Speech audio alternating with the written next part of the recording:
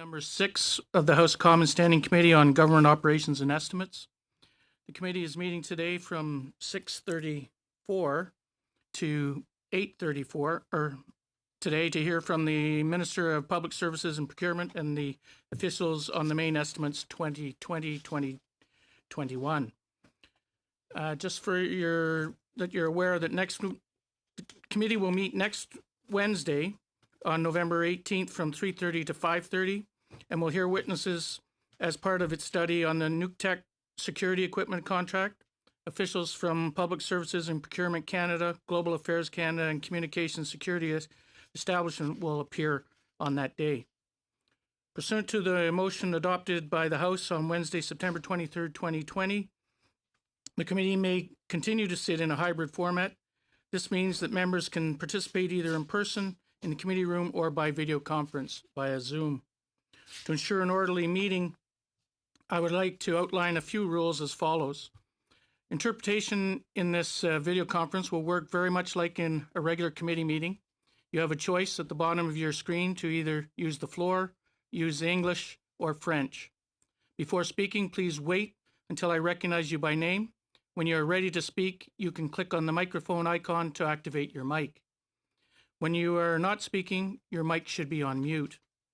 To raise a point of order during the meeting, committee members should ensure their microphone is unmuted and say point of order to get the chairman's attention.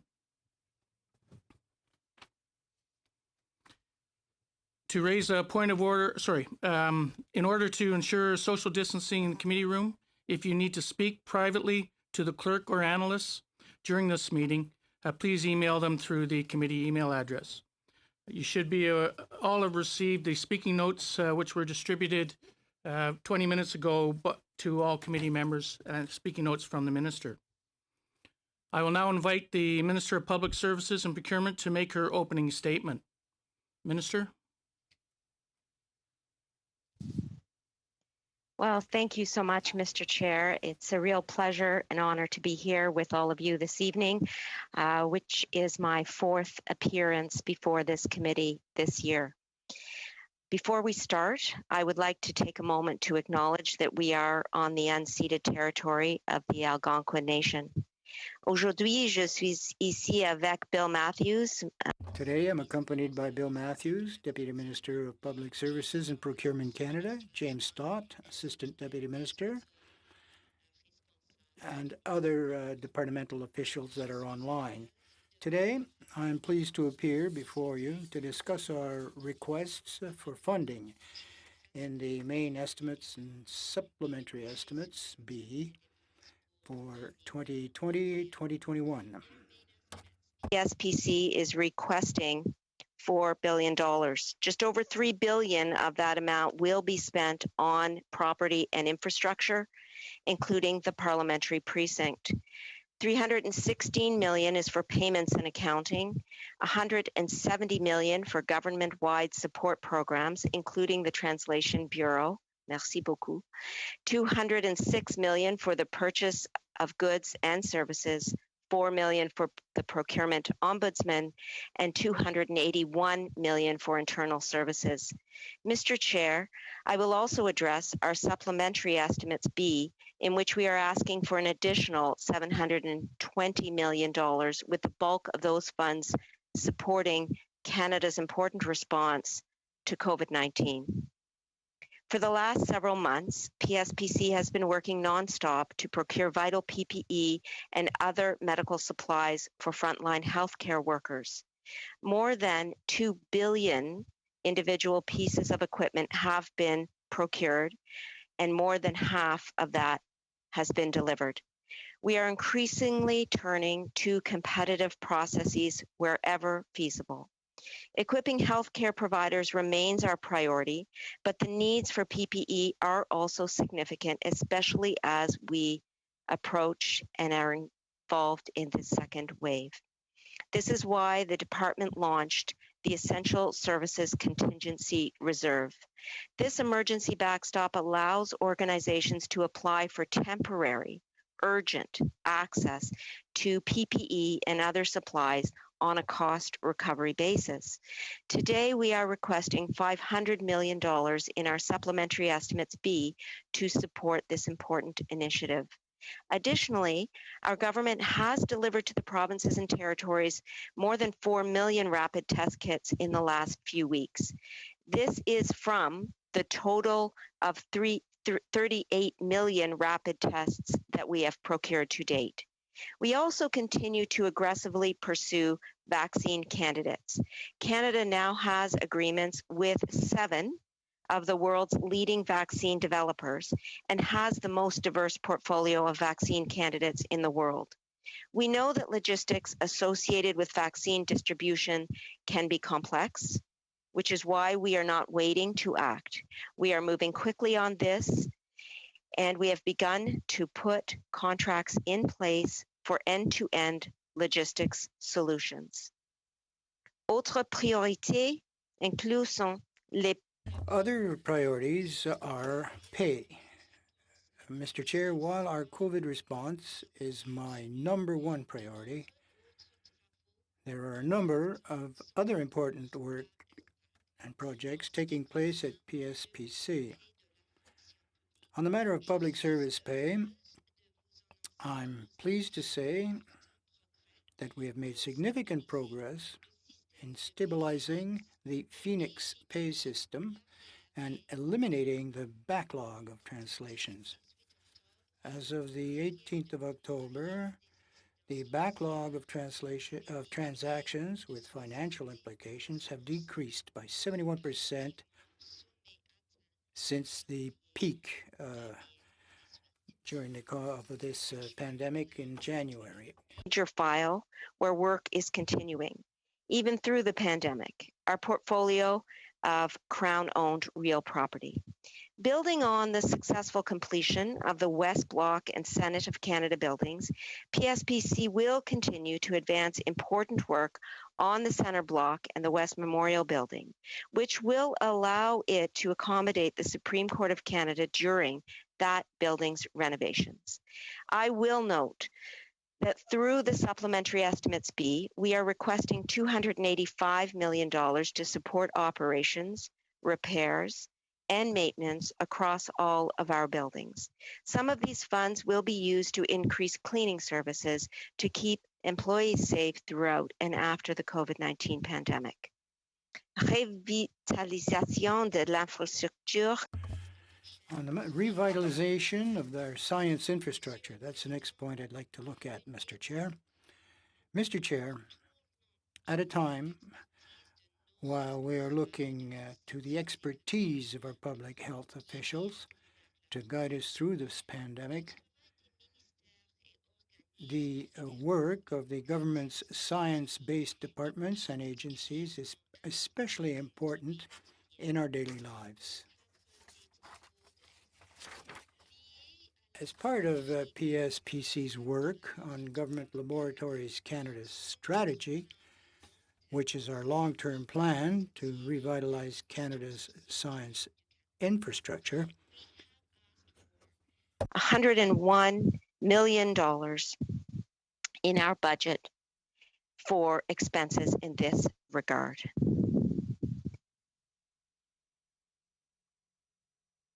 Mr. Chair, I have outlined some of our important work being led by our department that has performed admirably during this pandemic.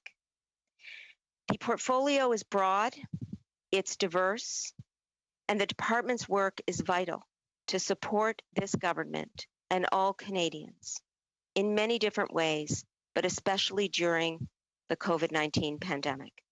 I am so looking forward to speaking with you this evening and working with parliamentarians, our client departments, Canadian suppliers, and the employees at PSPC to continue our response to COVID-19 and providing other essential services to government and Canadians.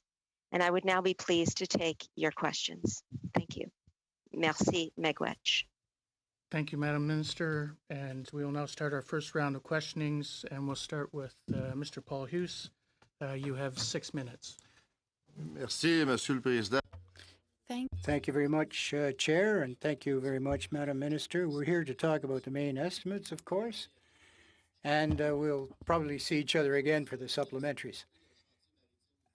The Davies shipyards is very important for Quebec, I'm sure you're aware, and they're in a pre-qualification phase right now. We're waiting for an answer to see if they make the cut, and they will become part of the strategy for the Laval.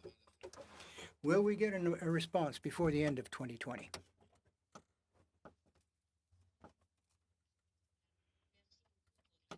Well, thank you very much for this question. It is a very good one.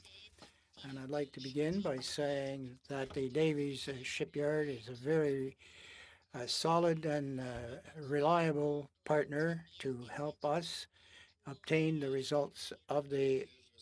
I would like to know, Madam Minister, if we will have a response for the qualification of this shipyard by the end of the year.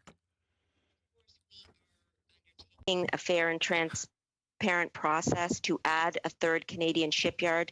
The process is being overseen by an independent fairness monitor, and we are aiming to have a decision in the next few months, and we hope that we will be able to be timely in this regard. Few months that's mean after the end of 2020?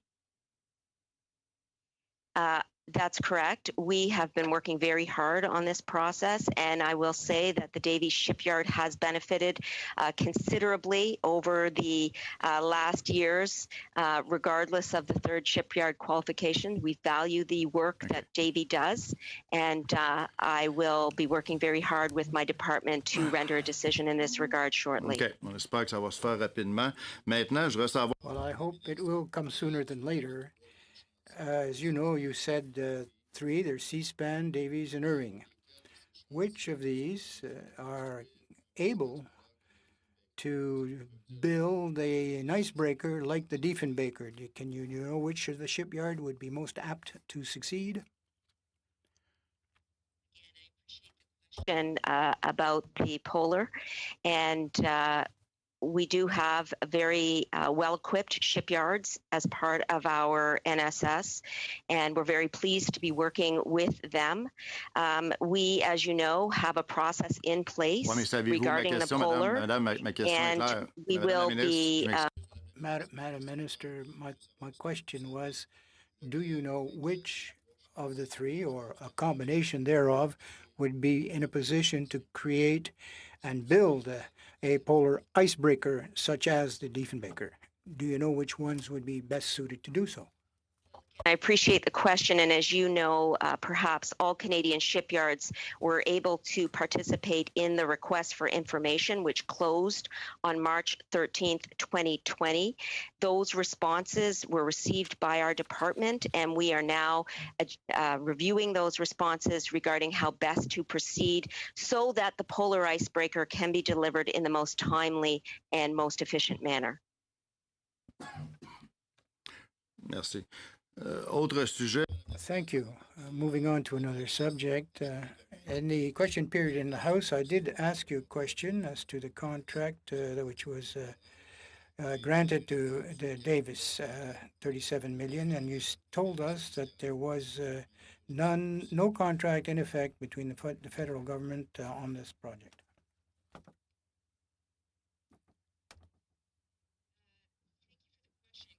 Could I get a clarification of what is the actual question here?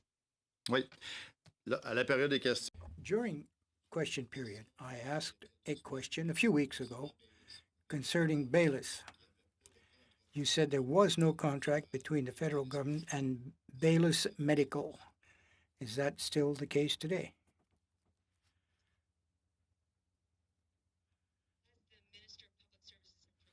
Oversaw the buildup of domestic industry, and that process was initiated with ISED.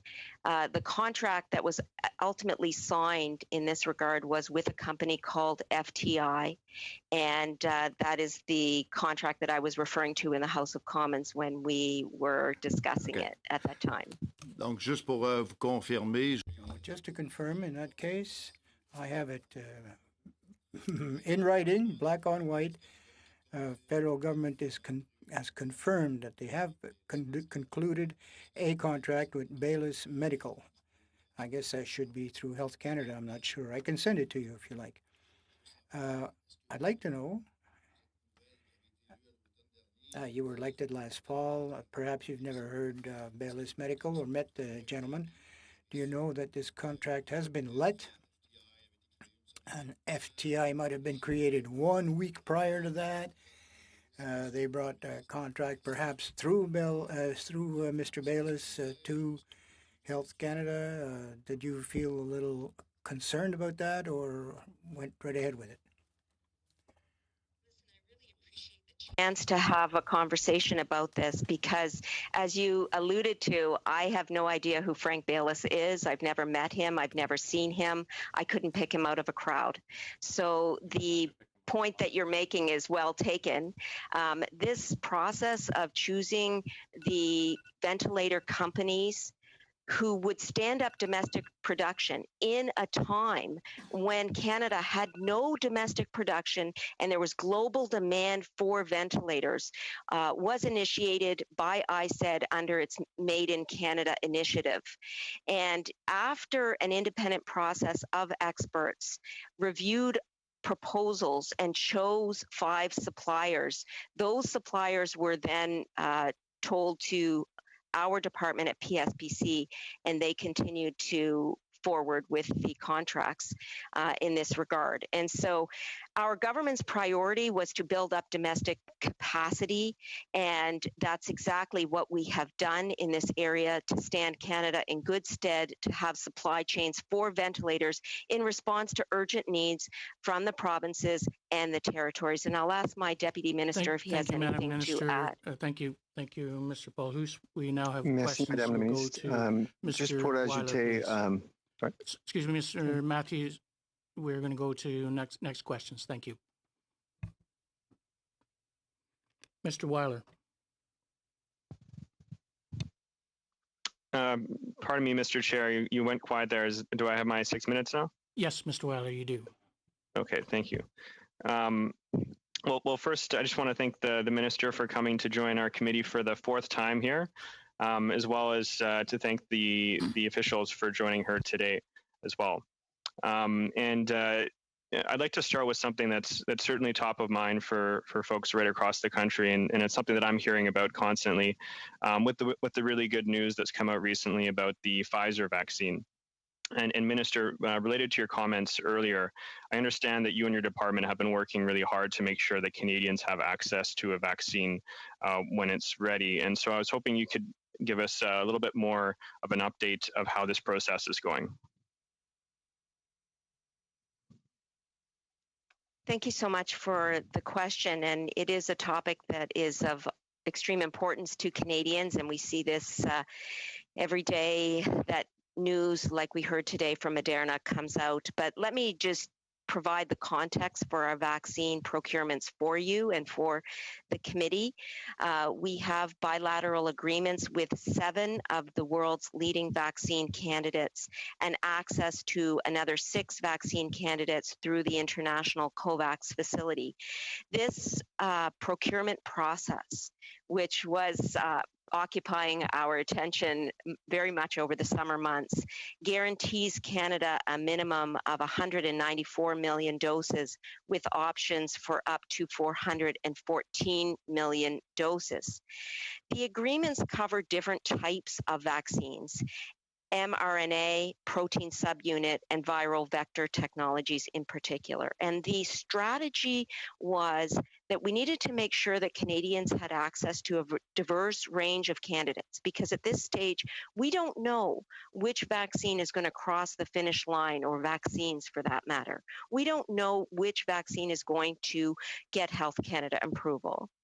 And so we need to make sure that Canadians have access to a diverse portfolio, and that's exactly what we did. We're also working with manufacturing facilities here in Canada.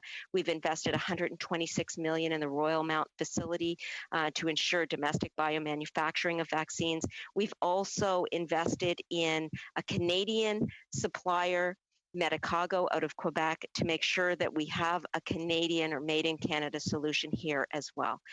So this is a broad-based approach to vaccine procurement. It is ongoing, especially in terms of the logistics now, but that gives you a snapshot of what we are working on at the current time. Well, thank you for that. And you touched on it a little bit, but I was hoping you could speak a little bit more to the challenges associated not only with the procurement of vaccines, but the distribution of the vaccines. And I know it's just hearing some of the vaccines need to be stored in -70 centigrade, for instance. And so I was hoping you could just share a little bit more information on how these challenges, these logistical challenges, and these distribution challenges are going to be managed. Well, it is a very good question, and I think it's a question that's on Canadians' minds right now. I've already spoken about the importance of the regulatory approval process, and what I want to do is set out the stages that we are working with in terms of the logistics process. So after regulatory approval, we need to also think about biomanufacturing and fill and finish capacity here in Canada, because some vaccines may arrive in that format that will require fill and finish to occur here in Canada. Once that occurs, and we're hoping that we will have a Canadian facility here to do that to some extent in the Royal Mount facility in Quebec that I mentioned, there's the distribution process. And your attention to the need for storage or refrigeration at -75 degrees Celsius for the Pfizer vaccine is part of the distribution process. We have put in place contracts for deep freeze and refrigeration in order for us to be able to meet the needs of the vaccine made by Pfizer and Moderna. So, for example, we will have the ability to store 33.5 million doses at a time in the freezers for ultra-frozen and frozen vaccine storage that we just put into place last week. In addition to the distribution of vaccines, we are also working on supporting the provinces and territories on the administration of the vaccines. So in that regard, we have procured 90 million syringes, 100 million needles, sharps containers, 90 million alcohol swabs, 75 million bandages, and gauze strips. So this is very much a collaborative approach with the provinces and territories. We are placing orders based on indications and orders that are coming from the Public Health Agency of Canada. So it is not just PSPC deciding what should be ordered based on the Vaccine Task Force and the Public Health Agency of Canada. We are putting in place the logistics and the distribution systems. Thank you, Minister. And maybe just with my last question here, and I'm not sure if this is something that would fall under your ministry, but how will we determine which Canadians get access to the vaccine first, and will Canadians have access to the vaccine once it's ready? Okay, well, you're right that that's not truly within my portfolio. It is a cross-government discussion about who will get the vaccines first, but we will take note that the National Advisory Committee on Immunization released preliminary guidelines at the beginning of the month to guide the development of priority plans. Minister Hajdu is engaging directly with the provinces and territories on prioritization, and the provinces and territories themselves have the best knowledge of the healthcare systems in their jurisdictions. So they will be making the final decisions in that regard. Thank you. We'll now go to Ms. Vignola. 6 minutes.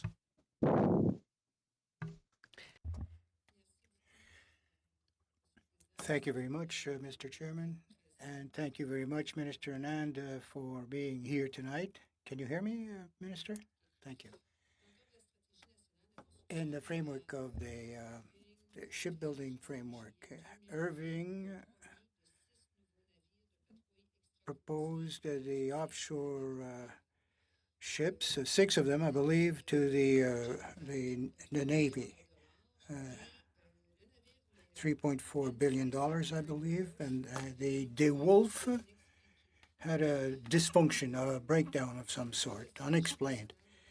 Within this national strategy, the competitive contracts, are there any conditions seeing the quick resolution of performance problems, but not at the expense of government, but rather the supplier should pay if there's any flaws?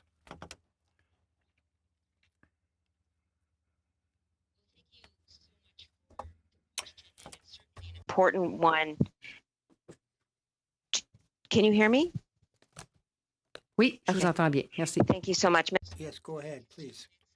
Important question. As minister, I take the contracts, every single contract, very seriously, including issues relating to the costs that Canadian taxpayers are bearing under this strategy. By the same token, I believe that the NSS does offer significant benefits to the broader Canadian economy. And so these are the things that we are balancing at the current time. We are making sure that our investments in the AOPS for the Coast Guard are allowing the delivery of important services for Canadians and creating good middle-class jobs. Merci, merci beaucoup. Puis je suis convaincue que vous regardez que les... Yes, I'm sure that you are supervising the budgets quite closely and making sure that everything is under control. But if there were to occur a problem of some sort, would it be the builders who would absorb the costs, or would it be the government that would absorb the extra costs? You can imagine these are massive issues. They're large contracts which extend over multiple years. They're long-term contracts. And so we are constantly engaged with each shipyard regarding its ability to perform under the terms of the contract. I have asked my department to be very serious in their conversations with the shipyards to make sure that we are maintaining their compliance with the terms of the contracts. And in that regard, I will ask my deputy minister to provide some more details. C'est simple, seulement le Thank you, Mr. fournisseur ou le gouvernement qui paye. Just to add, the ships are complex, large, and they do come with warranties. So anything that happens during the warranty period is absolutely covered by the shipyard. Beyond the warranty period is obviously a different question. Merci. Est-ce que la panne, donc, je vous ai parlé...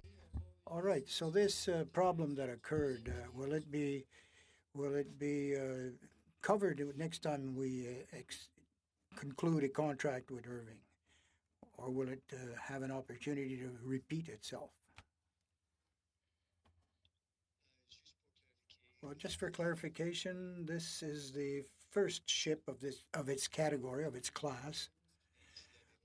If there's going to be a second, well, if there is a problem, the shipyard will in fact be responsible for correcting the situation and to make sure that the ship is operational. Well, we agree on that, but this is the first ship that's being produced.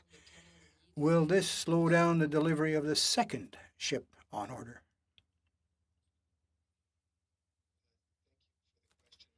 Second AOPS for the Royal Canadian Navy is currently scheduled to be delivered in the spring of 2021, and it's the second in class, and then we will be hitting a schedule of roughly one per year as we go forward. Donc, ça ne devrait pas retarder. So this won't slow down the production chain, as it were. OK. J'aimerais comprendre comment est-ce que... I'd like to understand how the largest of the shipyards, 50% of naval construction force, respecting its budgets, only received $3 billion, whereas the others, where they have been many slowdowns and delays, received the lion's share of this money. I'd like to know what the logic is behind that.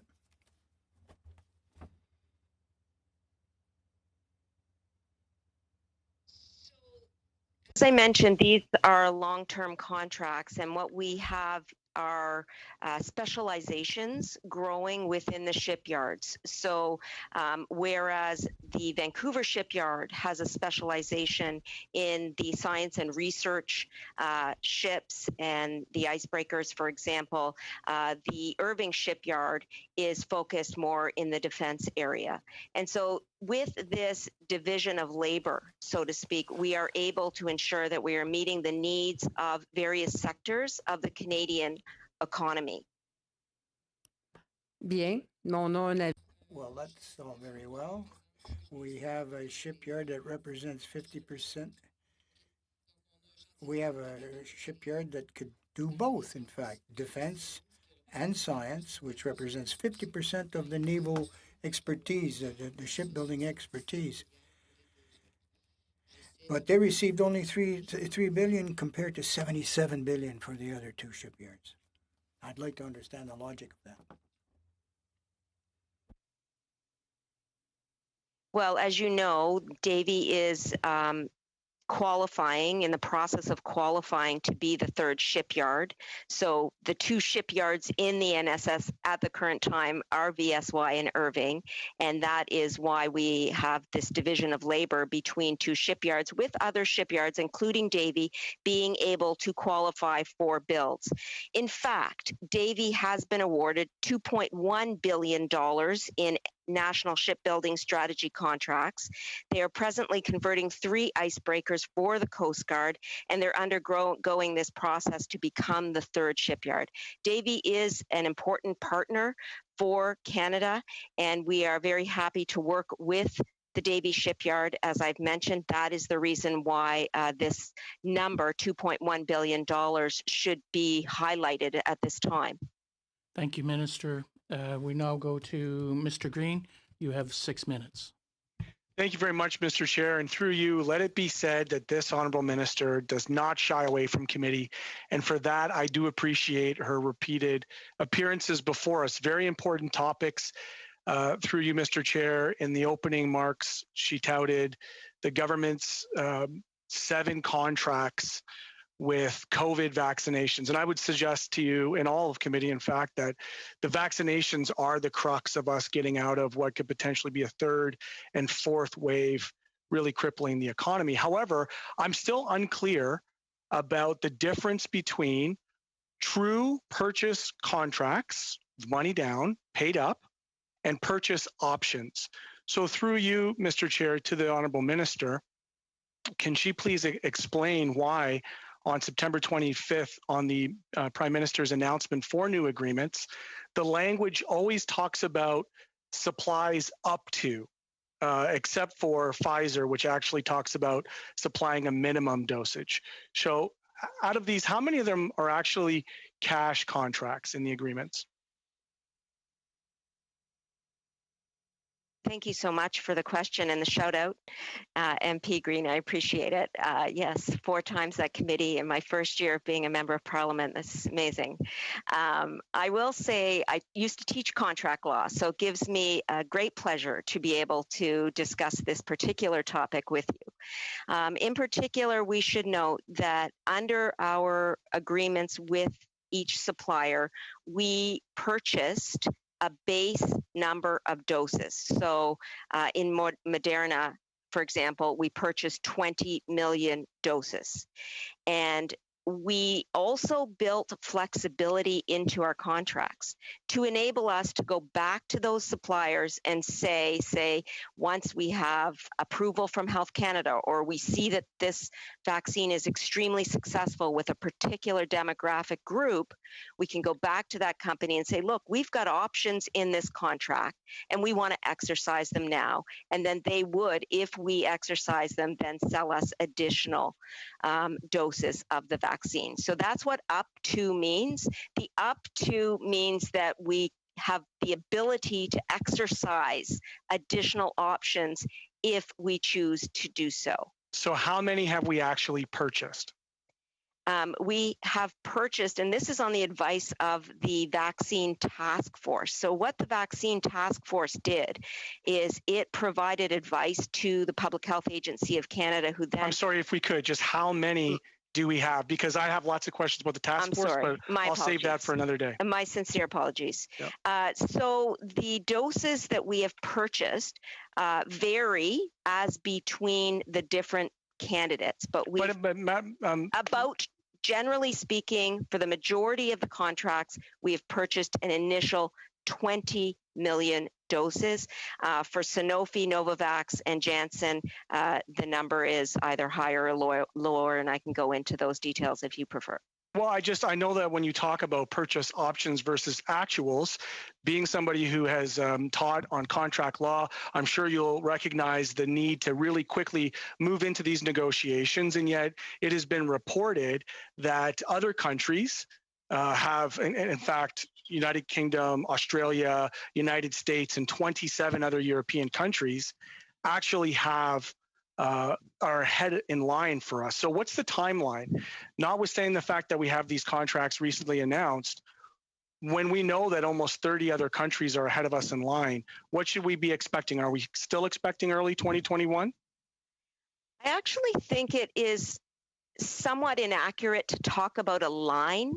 There's no line of countries for vaccines. In fact, our agreements are on par with the European Union, Ireland, Japan, Australia, New Zealand, and many other countries in terms of our anticipated delivery dates. But rather than focus on those delivery dates alone, I think we need to also focus on the date the approval comes from Health Canada, because no vaccine is going to be distributed anywhere unless we have the approval of the independent regulator called Health Canada. So are you suggesting that the other countries didn't secure real contracts of real purchases, not just the options ahead of us, and that by purchasing them ahead of us, they wouldn't be in queue ahead of us? What I'm suggesting is that we negotiated very hard with 7 suppliers for assurance that we would have access to a base number of doses, which I indicated was around 20 million for 4 suppliers. So you're saying here tonight that we're going to get that at the same time as the other countries. That's the good news. I am saying that the delivery of vaccines into this country depends on Health Canada approval.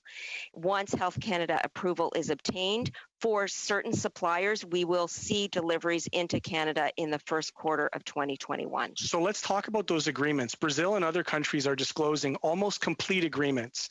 You would appreciate also in lecturing for contract law that by not disclosing the agreements actually favors the seller and not the buyer. So why doesn't Canada release the actual agreements like Brazil did? Well, good question.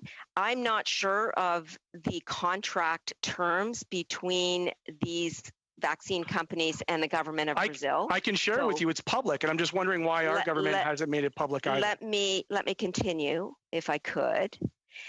The point I want to make is that there are differences between the country of Brazil and Canada. For example, if you take AstraZeneca, there are clinical trials that are occurring in Brazil.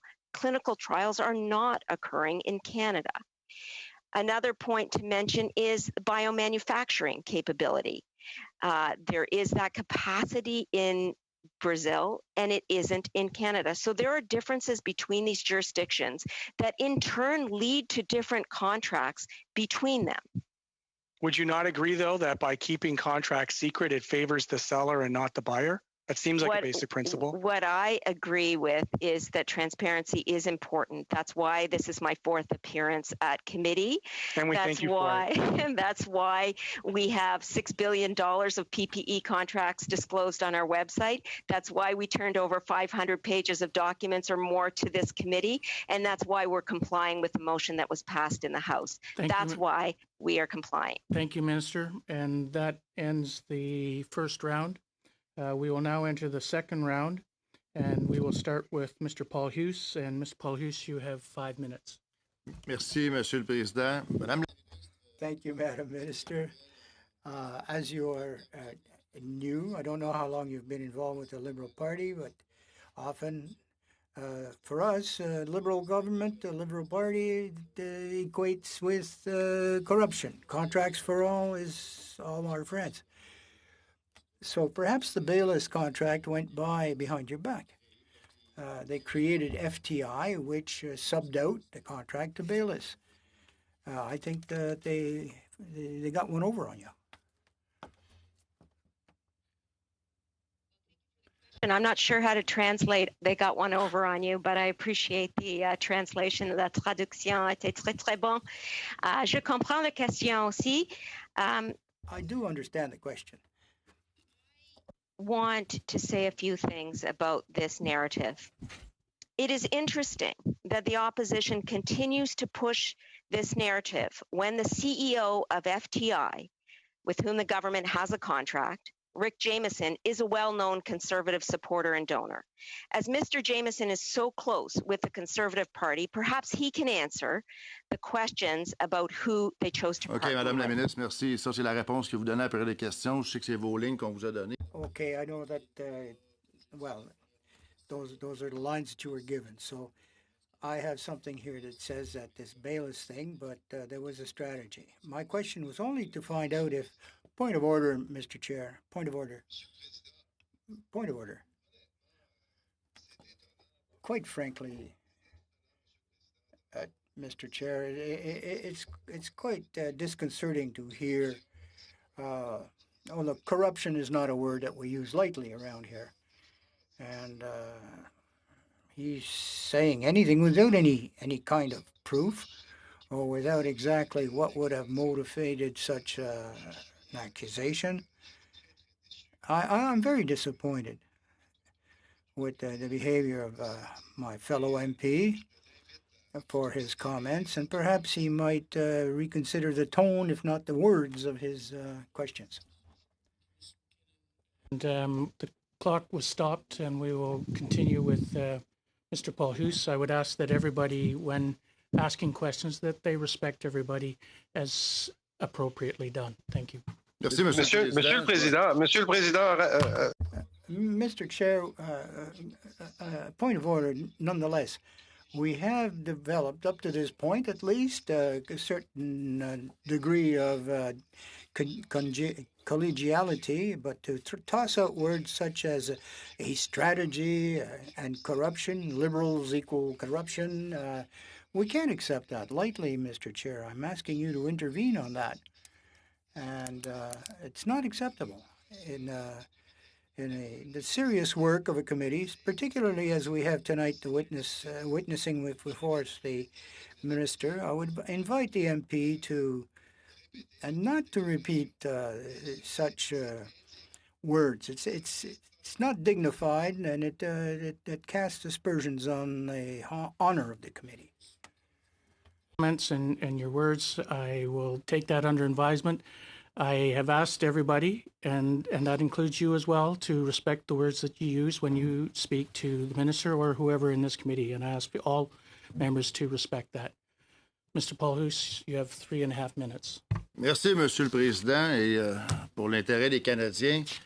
Thank you very much, Mr. Chairman. Regardless of how a question might be asked, billions of dollars are being spent here, and it's very important questions to ask questions and see how this is being spent. The witness will reply as the witness wishes. I have another question. On the 23rd of July, when your deputy minister appeared here, and when we deal with a sole supplier, we examine a number of important criteria: supply chain in place, capacity to provide quickly a large quantum, and we've seen the largest contract in the history of Canada granted for the purchase of PPE to Proline Advantage for surgical gowns. Are they well established in the medical field? I'd like to know that. That is my question.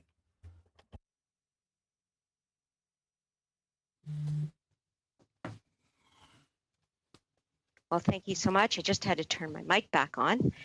I want to mention that this company is a small business and ensured their gowns were made available as soon as possible by renting the largest plane in the world on their own until all their gowns were delivered. Mr. Chair, this company stepped up at the beginning of the crisis when this country had no gowns, gloves, masks, and the like. And we need to respect the ability of small businesses and large businesses across this country to step up for Canadians. Madame la ministre, je comprends ce que vous me dites, mais Madam Minister, I understand what you're saying, but did they have prior experience in the medical and surgical field? $371 million.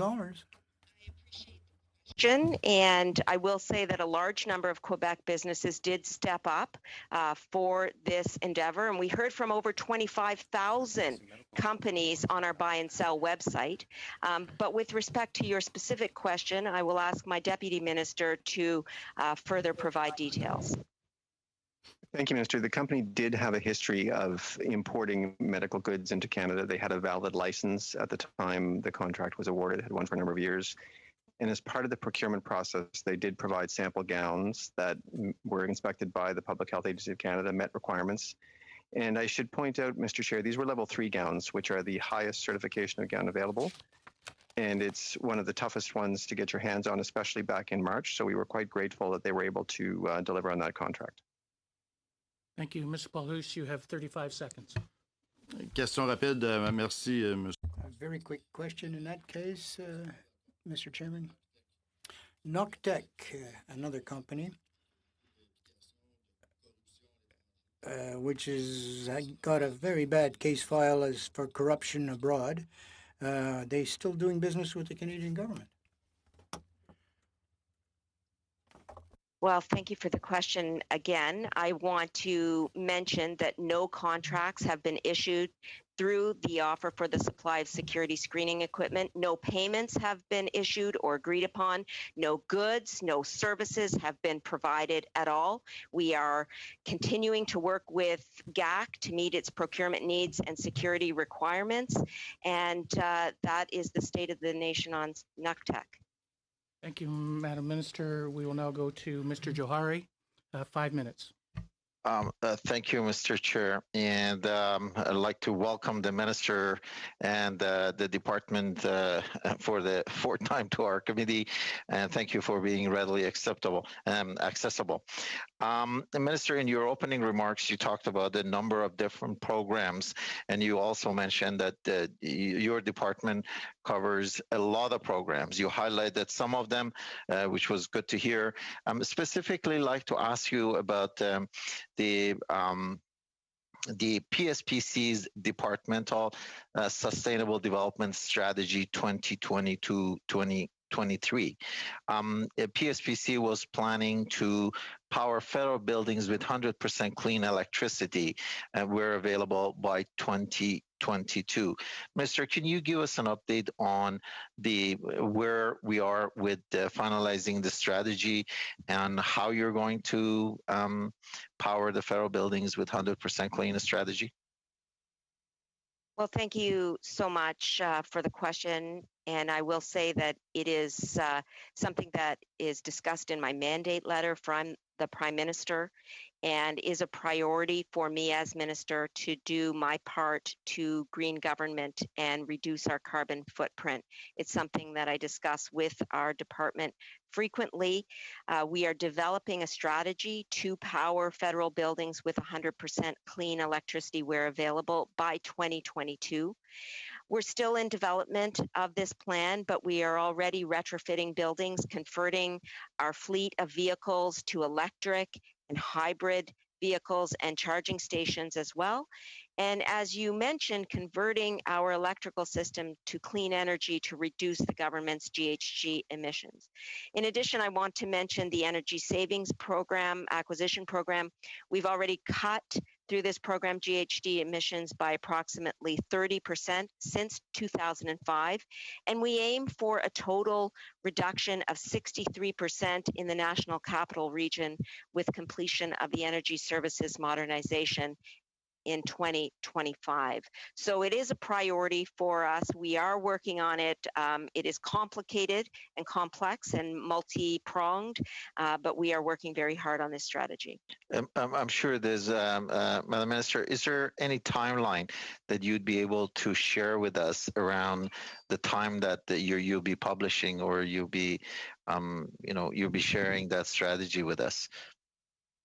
Well, we are certainly continuing to discuss this in our public disclosures, like our annual report. And in addition, we are seeking capital funding, using capital funding to renovate buildings to reduce heat loss and reduce greenhouse gas emissions. Our funding requests regarding the main estimates will show that we are continuing to be committed to modernizing the greening of the government fleet and building more charging stations. So there will be disclosure in that regard as well. Great.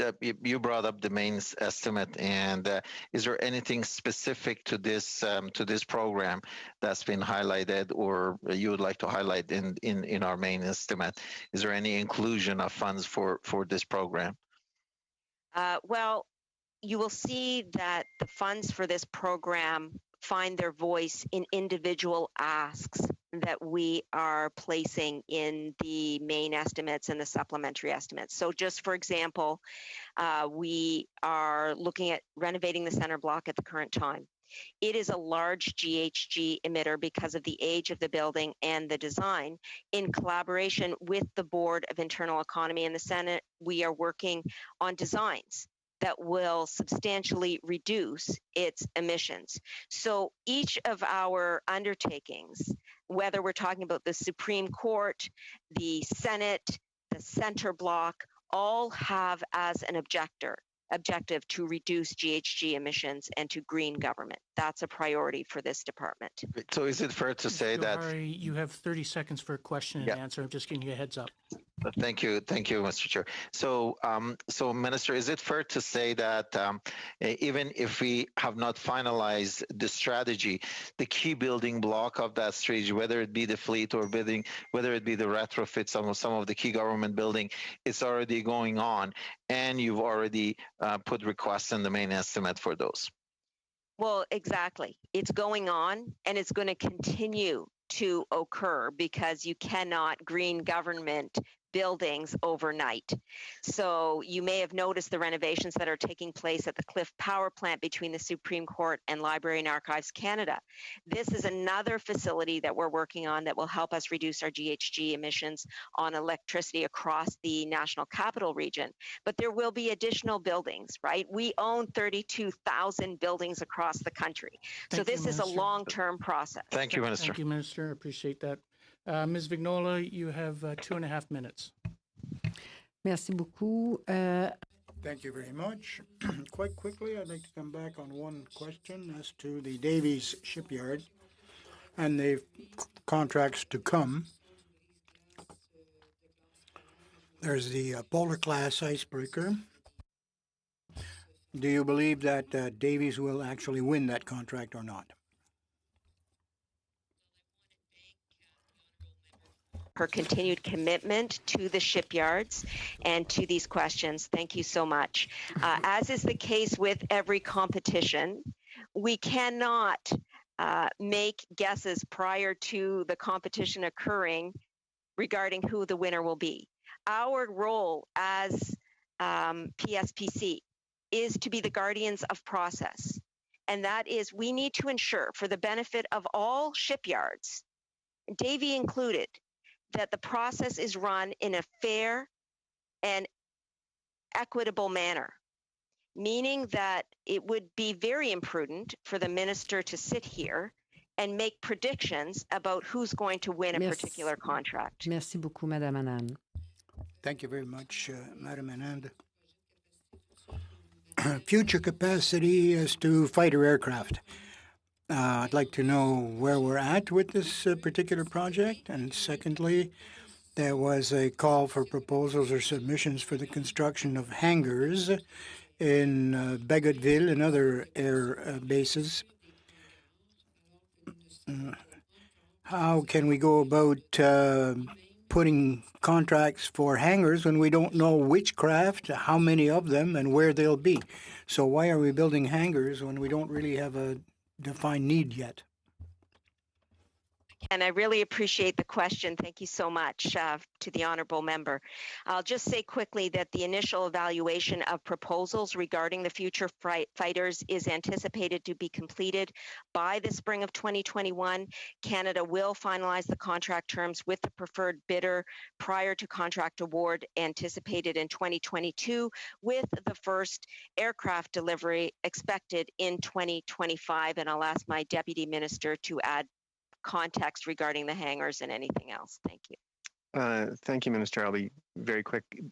We do know how many planes will be coming, so that is a constant regardless of which bid is successful in the competition. And you have to begin the planning for that sort of thing as well. So some of the hangars that would be constructed are not plane specific. I think for more details on exact requirements for the hangars, probably better off to check with National Defence. Thank you. And now we'll go to Mr. Green for 2.5 minutes. Thank you very much. I was very heartened in some of the remarks hearing about explorations in the public production of the vaccines, or perhaps the end production and distribution of the vaccines. So understanding our significant contribution to the foundation scientific research, which led to a lot of the developments of vaccines as through the National Research Council and investments in Mount Royal, can the minister now commit that these vaccines will be made free and publicly available to everybody? Because I've only ever heard Liberals use the term available, but I haven't heard them say free.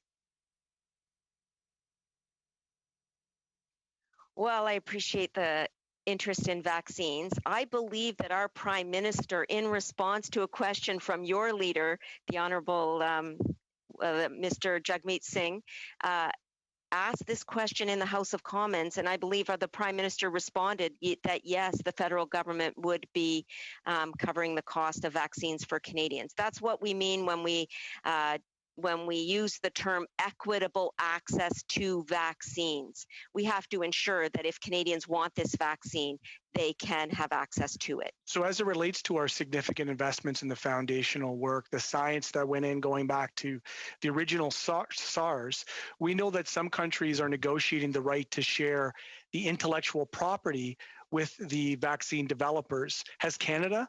And if not, why not? Well, it is a good question, and I really appreciate the importance of zoning in on intellectual property. You can imagine that suppliers of vaccines and any other bespoke product would be concerned about their intellectual property. So as IP relates to vaccines, that is something that we are focused on. But again, we are not the suppliers, so we don't own that IP. And I'll ask the Deputy Minister if he could speak further on this topic. Well, if we could, to redirect it, I know we'll have your staff in the second hour, and we only have limited time with you. Notwithstanding the investments that we made in the foundational science, has it been your prerogative in negotiations? And again, I'm happy to send you the AstraZeneca contract that Brazil has. It's publicly available. They're negotiating IP. Given our foundational research on vaccines globally, has Canada also secured some of the IP on the vaccine development? Minister, if you could quickly answer that question. I will just say that IP is a very sensitive topic in the negotiations, and we are still in negotiations with some of these suppliers. It's not the case that we don't want the IP, but you can imagine that it is the golden ticket for some suppliers, and it's not easily won over. Thank you, Minister. We will now go to Mr. McCauley for 5 minutes.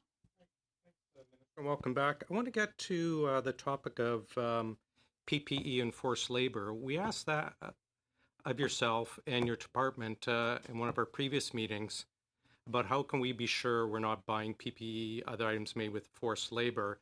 The New York Times has reported that the amount of companies in the Uyghur territory making PPE has gone from 5 to 50. They haven't reported that in North America PPE made with forced labor is being shipped in.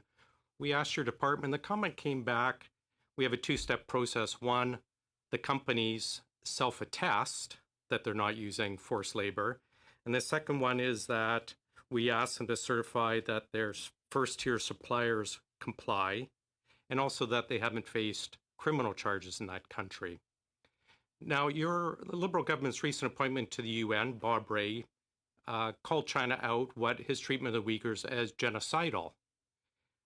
In light of that, are you comfortable with your department's answer that the word of a genocidal country, that they're not using forced labor to make PPE to sell to Canada? Do you find that acceptable?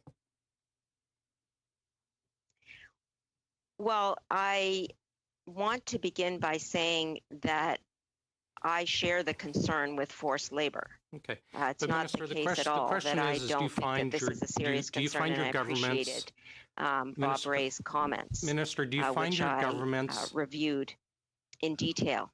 I want to also say that we are committed to ensuring high ethical standards. But Minister, when awarding you stated contracts, you're only using the PSPC company's does word require that they're not using. suppliers to agree to terms and conditions prohibiting labor practices of the type you're mentioning. It conducts integrity checks on suppliers' backgrounds, and we do take steps to scrutinize the supply chain regarding labor Minister, exploitation. what has changed we believe in a couple that further weeks when your government protection stated that they against weren't the use checking of forced such labor in information? federal supply chains should be Minister, added, and we will continue to monologuing work in a off very does not challenging excuse your environment. As you government can from imagine, buying PPE it's difficult to without know ensuring. right down Order, the please. chain Order, of please. supply Minister, what Minister, order, please. is Point of order, going Mr. to Chair.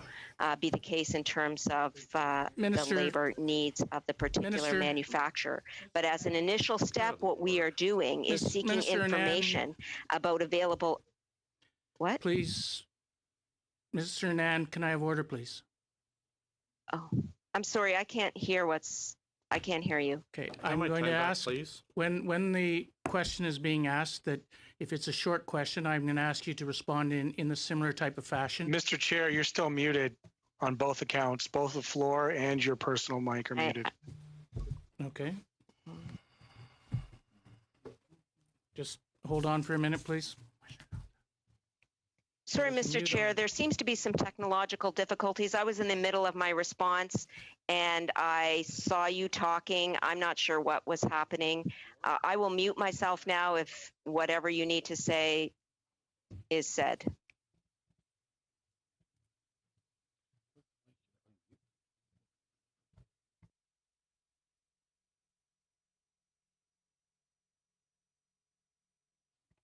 Okay. Minister, can you hear me? Can you? Okay. So, Minister, I'm going to ask that we've stopped the clock here for briefly. So, and I appreciate you staying such that we can finish the questions up here. I do appreciate that. I would ask that, depending on the shortness of the question, if you could respond appropriately as you see fit, but at the same time recognize that we have a limited time. So I would ask that the questions and the responses are in a timely manner. Thank you. Mr. Macaulay, I don't even know where to start, Minister. I don't blame you. Obviously, your headphone was turned off. We couldn't communicate. My question to you, your own government's appointee has called China's treatment of the Uyghurs genocidal. Do you believe your department's guidelines of self-attestation is good enough to ensure that we are not buying PPE made from forced labor? Please, it's a simple, do you find it good enough? I think we all need to do more work to ensure that we are not supporting forced labor in China. Okay. July 1, 2020, and the reason I'm bringing this up, you say we need, in case you can't hear us again. Seriously, guys? I'm sorry, but I can't hear the question, Mr. Chair.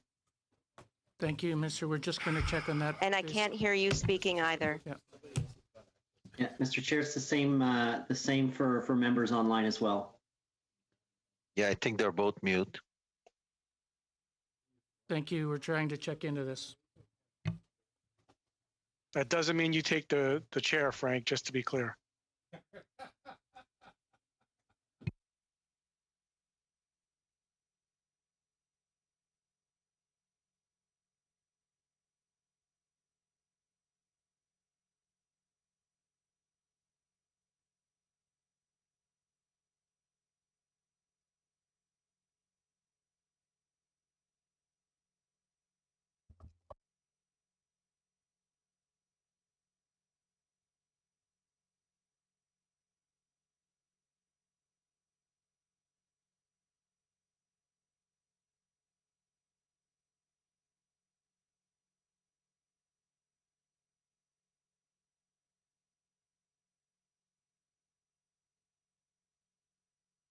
Okay, we're going to try again.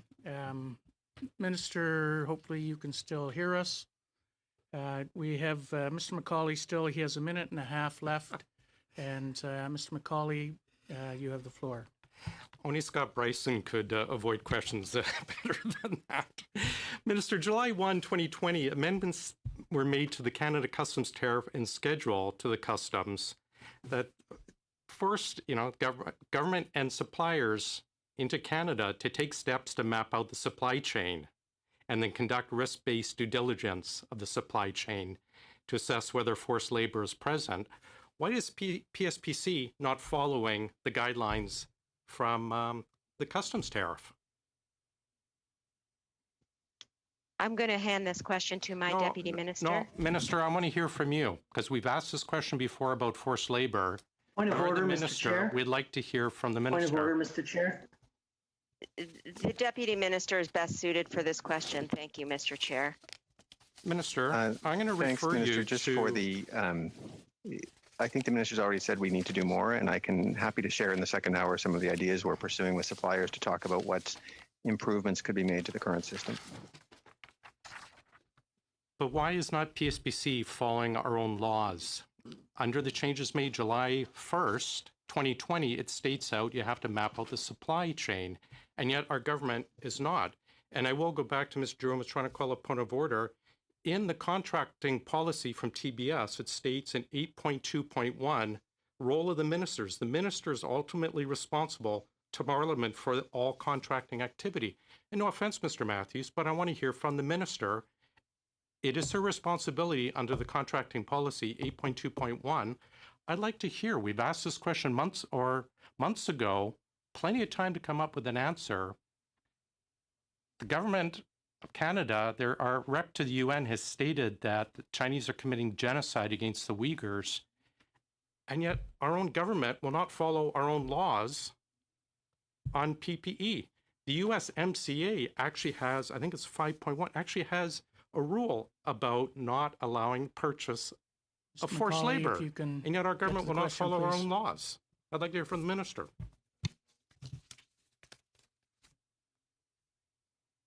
Mr. Chair, how much time do I have to respond to that lengthy question? We have 30 seconds. Thank you. Well, let me just begin by saying that our government is doing an extraordinary effort in acquiring PPE during a global pandemic when Canadians and frontline healthcare workers needed PPE to survive. So the 1 billion items or the purchase of forced labor PPE. Mr. McCauley, let the minister answer. Point of order, Mr. Chair. I can't hear anything because Mr. McCauley keeps talking over the witness. I've asked Mr. McCauley to let the minister answer the question quickly, if we can. 15 seconds, please.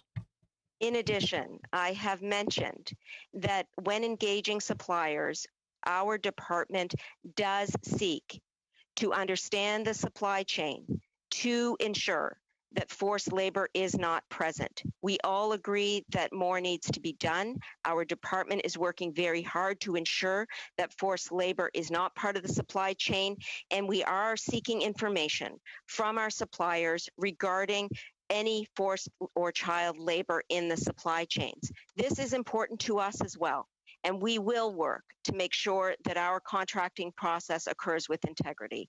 Thank you. Mr. Kuzmierczuk, you have 5 minutes.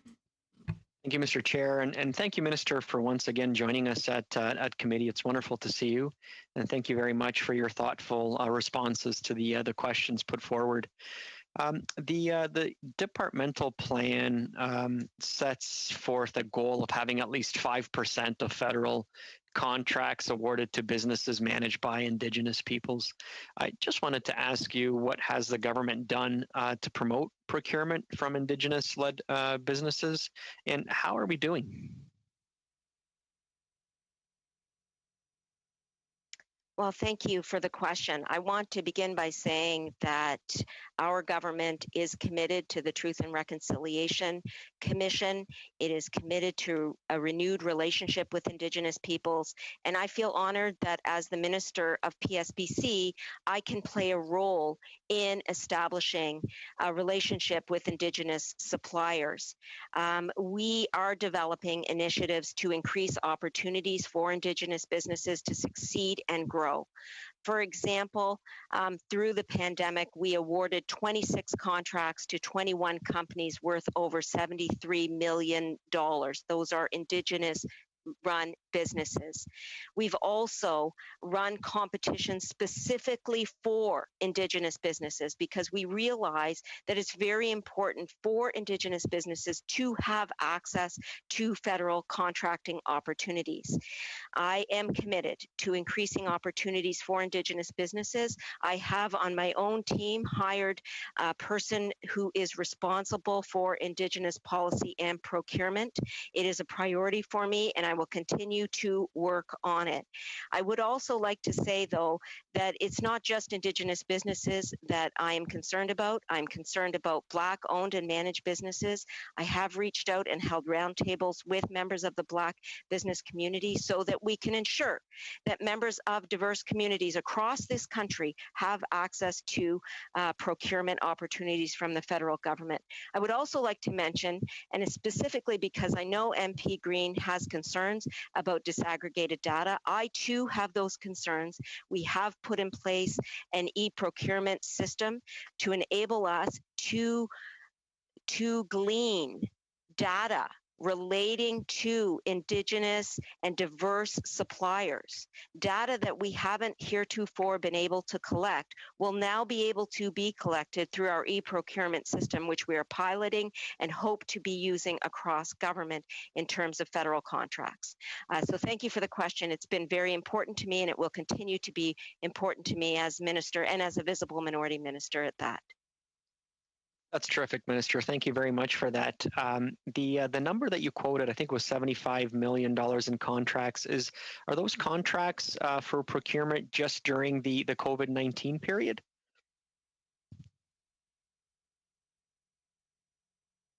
Yes, they are.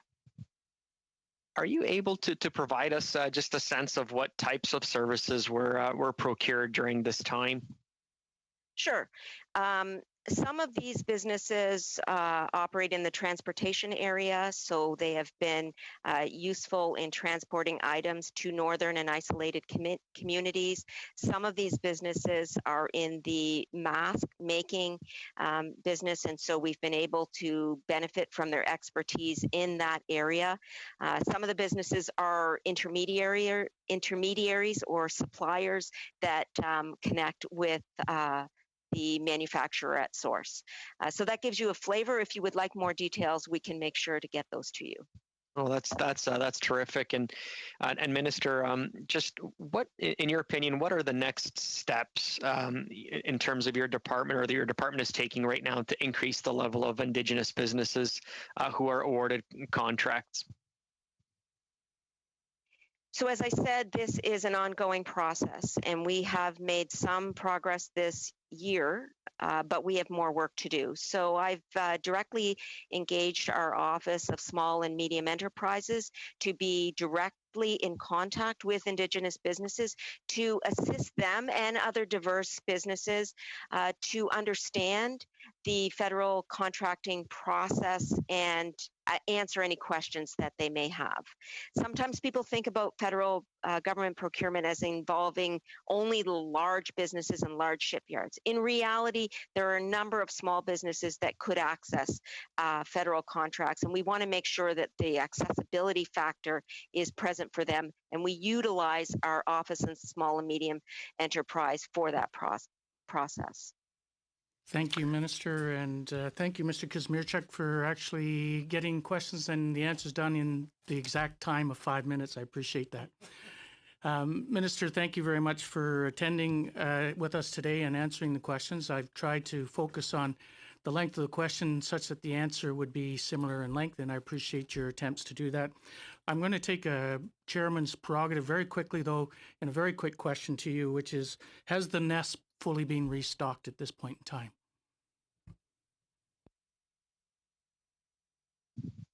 Very interesting question. I will say that the NES is very important to this country, and we need to make sure, especially in the pandemic, that we have PPE available. And this 80-20 split that the Minister of Health has negotiated with the provinces ensures that 20% of all PPE procurements are retained in the National Emergency Stockpile. In addition to the stockpile, we did create the Essential Services Contingency Reserve. So if it ever is the case that the NES isn't fully stocked, we have a backstop of PPE available. In terms of the actual availability of PPE in the NES itself on this particular day, I apologize, but I don't know the answer to that question, but I'd be happy to follow up with my colleague, Minister Hajdu, and get back to this committee. Thank you, Minister. And wasn't really I was looking for a yes or no answer, but that's okay. Thank you. I appreciate you spending the time with us today, and thank you very much. I understand you have to go. I understand we do have the other people, the department personnel here, so we weren't going to have to suspend. We'll just take a 2 to 5 second break, and then we will reconvene. Yeah. Thank you very much again, Minister. Mr. Chair, if I could just make one final remark. I'd just like to thank all members of the committee for their thoughtful questions, which I really appreciated answering this evening. And I'd also like to thank the translators for the fantastic job that they do each and every day. They're run out of our department, and I'm very grateful to them. Thank you so much. Merci beaucoup. Au revoir.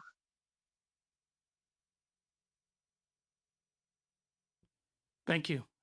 So we will now convene into the second round, and we'll start with Mr. Paul Hughes. You have 6 minutes, and starting now. Thank you. Merci, Monsieur. Thank you very much, Chair. I don't see anybody on screen right now, but I think I'll be addressing it to Mr. Matthews on the NUCTEC questions.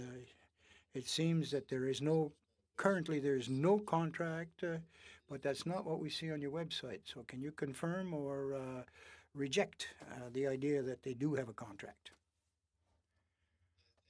Chair, for the question, what was issued initially was a standing offer, which means departments could, in fact, in theory, order goods against the standing offer. But because of the concerns that were raised, we put a hold on that. So there is no actual contracts in place underway right now. So there's nothing being ordered by departments against that standing offer arrangement. So that has been held and effectively stopped. Intéressant. Merci pour la réponse.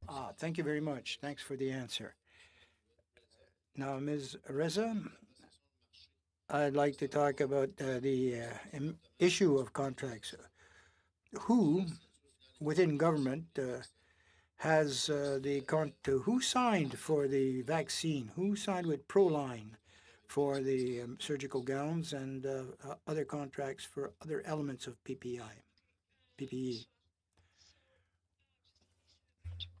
For you. So in answer to those questions, Mr. Chair, as it relates to vaccine, the vaccine contracts are usually for the minister's signature. The delegation of authority depends on the value of the contract to decide which official signs.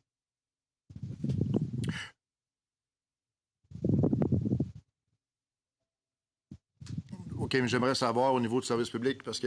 Well, within the public service, when you say a public service is the minister, but who others may have, by delegation, signed with Proline for the surgical gowns and for the ventilators? If you don't have the answer, you can find it and offer it to us later. Monsieur. To sort of redirect. So in answer to the question, Proline would have been signed by a Director General level. Going from memory on the second one, I believe the ventilator contracts with FCI and the other Canadian manufacturers were signed by the minister, but we will confirm that during this hearing. And if I have that wrong, we will correct the record if that's acceptable. Merci. Madame.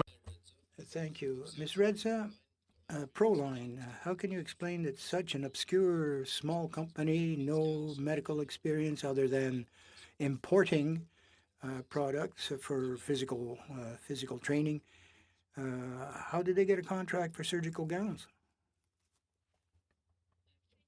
Mr. Chair, for the question.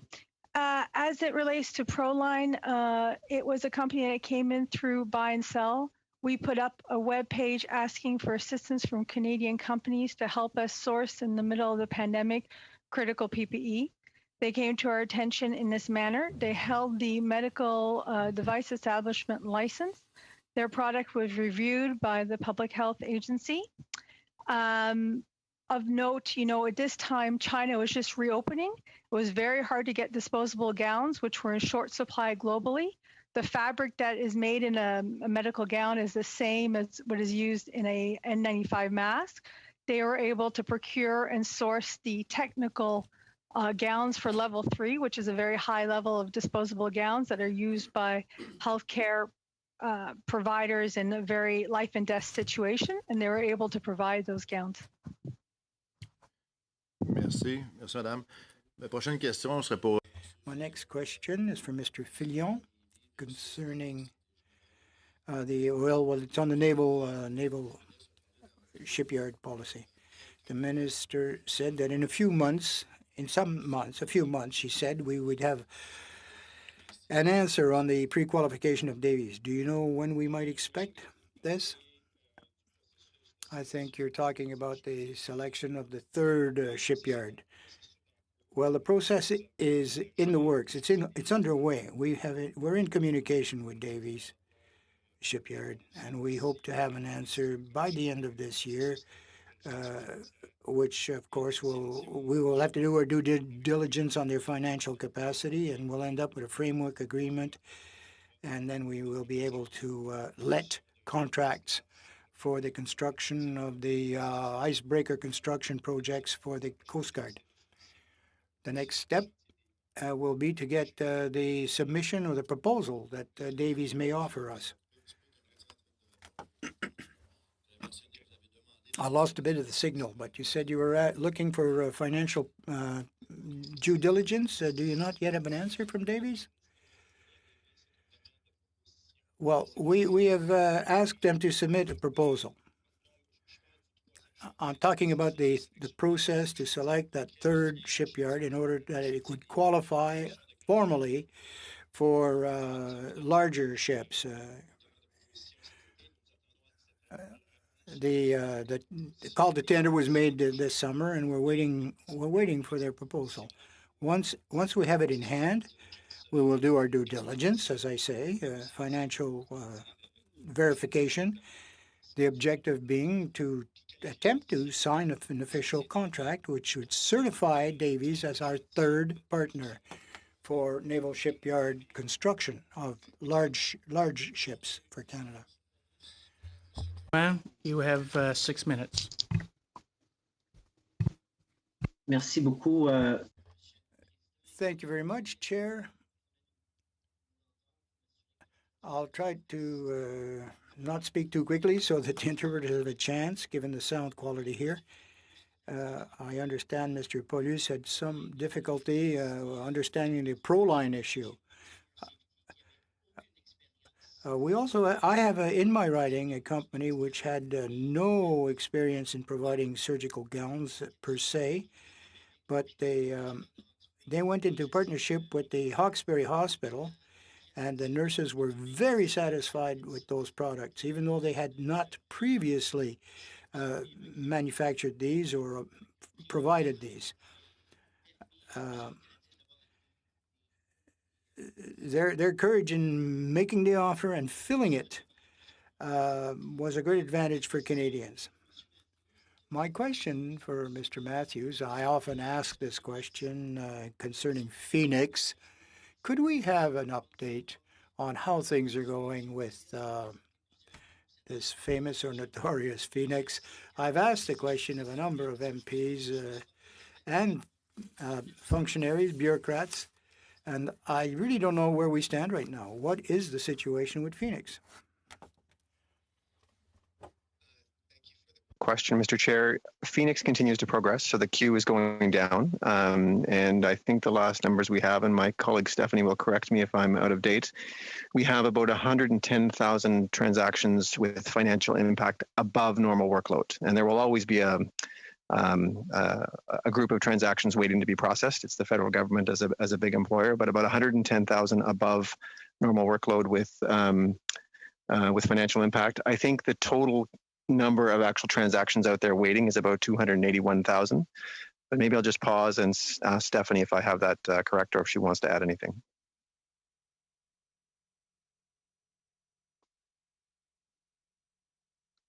Sorry, Deputy. That's okay. Sorry, Mr. Chair. No, Bill, you have it exactly right. And I would also add, if I may, that we're seeing tremendous progress in some of our service standards as well. We're at 74% in meeting our service standards overall, an improvement over 57%. And in our high priority files and disability and parental, we're over 99%. So those are key metrics for us as well. Great. Thank you. And I know pay pods were often used to sort of cut the timeline within departments. Has obviously, from hearing the numbers, this has been an effective strategy. Yes, Mr. Chair, pay pods have been very effective, and we continue to add new approaches to further reduce the backlog. The latest thing that the department has done is to add some additional functionality to help with retroactive payments. And for those of you who have been around the table for a while, retroactive payments is something that Phoenix initially had a very hard time dealing with, required a lot of manual intervention. And we have increasingly been able to make greater use of IT to process retroactive payments. And very recently put in an upgrade to that retroactive pay functionality to further enhance our ability to deal with that. And that's a key part of the ongoing strategy to eliminate the backlog. Great. Thank you, Mr. Chair. Thank you.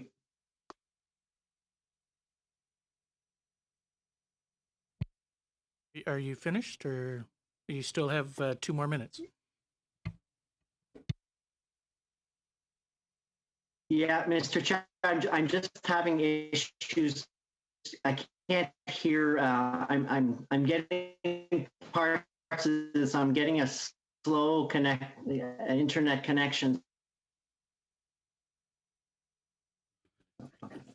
Mr. Drouin, we'll go to the next speaker, and if we have time, I'll give you 2 minutes at the end if your connection gets better. Ms. Vignola, you have 6 minutes. Merci beaucoup, Monsieur Kitchen. Thank you very much, Mr. Chair. On page 58 of the departmental plan, the principal sources of revenue come from PSPC, the infrastructure package. I don't know to whom I should ask this question, but any one of you are free to give it a shot. These revenues represent what proportion of your budget? Is that an increase or decrease compared to last year? And what would explain that either plus or minus status? I will turn to our Chief Financial Officer, Wojo, to add some additional detail. PSPC does have a very broad range of funding sources, funds voted by Parliament, as well as funds and cost recoveries that we get from other departments. I believe historically the percentage of funds that we have that are cost recovered or generated by fees is about 40%-ish of our total spend. But maybe I'll turn to Wojo to further elaborate. Wojo? Thank you, Deputy. Yeah, I believe that's approximately right. In terms of the historical trend, and we can confirm that exact number. But most of the revenues that we derive are from essentially from other departments, and it is for the services that we provide, including things like accommodations, procurement. It does include things like translation as well and other similar services. Juste pour être sûr, So, je parlais du programme fédéral, locaux, fédéraux et infrastructures. I was talking about the federal regional infrastructure program. I ask you, Mr. Chair, to show the document that the member is referring to? I just want to make sure she's referring to the right department before we take this further. There's no way to show that. Madam Vignola, can you?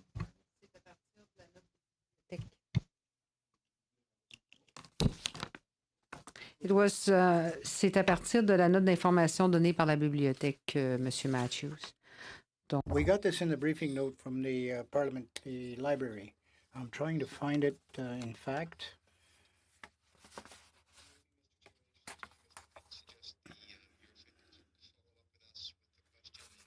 We can provide some detailed answer after the meeting in writing, if that works. Merci.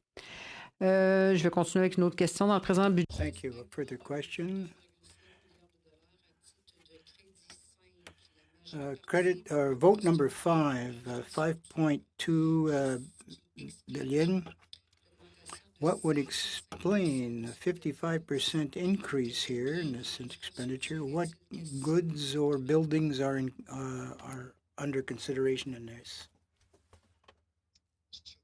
5 funds for PSPC, critical part of our funding because not just office buildings. So this is capital money, is vote 5. So it relates to all of the infrastructure. People tend to think of office buildings, and it's certainly that. Oh. J'ai plus de traduction. I'm sorry, but I lost the translation there for a moment. Could you take it from the top? Do you have it back now, Ms. Vignola? Maintenant. Thank you. Oui, merci. On peut essayer encore? Oui, ça fonctionne? Okay. Désolé. Merci. No, pas du tout. So vote 5 is capital funding for PSPC, and obviously we maintain the office buildings for the Government of Canada, but also infrastructure, bridges, dams, and things of that nature, Parliament Hill. So you've got a lot of money in the capital vote. It is the biggest part of our budget. When you compare this year's main estimates to last year's, it's not exactly a fair comparison because the year before was a bit of a special year in that they added a special budget implementation vote. So that skews the comparison a little bit. In fact, and Wojo, please jump in, we're pretty much in line with last year in terms of vote 5 with some adjustments because we are increasing activity on West Memorial Building to get ready for the Supreme Court to move in there as its temporary home. We have reduced some funding on the parliamentary precinct because we've completed some major projects there. Those are the two real highlights I'd stress. Wojo, anything further you want to add? No, just maybe to add that if you look at it on apples to apples comparison, we really went from in 2019, 2020, it was about 1.278 billion. And in 2020, 21, it's 1.587 billion. So there is an increase, and that increase is primarily in the predictable capital funding line, and that is to cover a number of ongoing initiatives that we have on the capital front. Okay, merci. Thank you. I'd like to go under tab 19 as for various other capital expenditures, buildings, in other words, which result from telework. If people are in telework, has there been adjustments made? And how are we going to fulfill the initial plans and complete the buildings as required? For costs related to COVID-19, have you integrated various modifications to ventilation systems or air filtration of property owned by the federal government? For that question, there's a lot in there. What I would say is the trend for more. Oh, two. 2 minutes? No, only two questions. J'ai seulement Oui, posé mais deux questions. Deux questions assez importantes et complexes. Other wide, broad, and complex questions. I think accelerates our plans. We had been moving to work zones where unassigned seating was the more norm, because to recognize that people weren't always in the office. I think the COVID experience has convinced us we're on the right track, but we certainly need to make some adjustments to how we arrange office space in the future to allow for more telework. Your second question around ventilation, I would say that, you know, for our buildings, we will follow the guidance of public health and safety. And if the health advice requires us to change ventilation, we will. But as far as I know, at the moment, we comply with all health and safety regulations. Thank you very much for that, Ms. Vignola. Your time is up. Mr. Green, you have 6 minutes. Thank you very much, Mr. Chair. And I'm very keenly interested. So we've heard now through the minister touting significant purchases and options for purchase.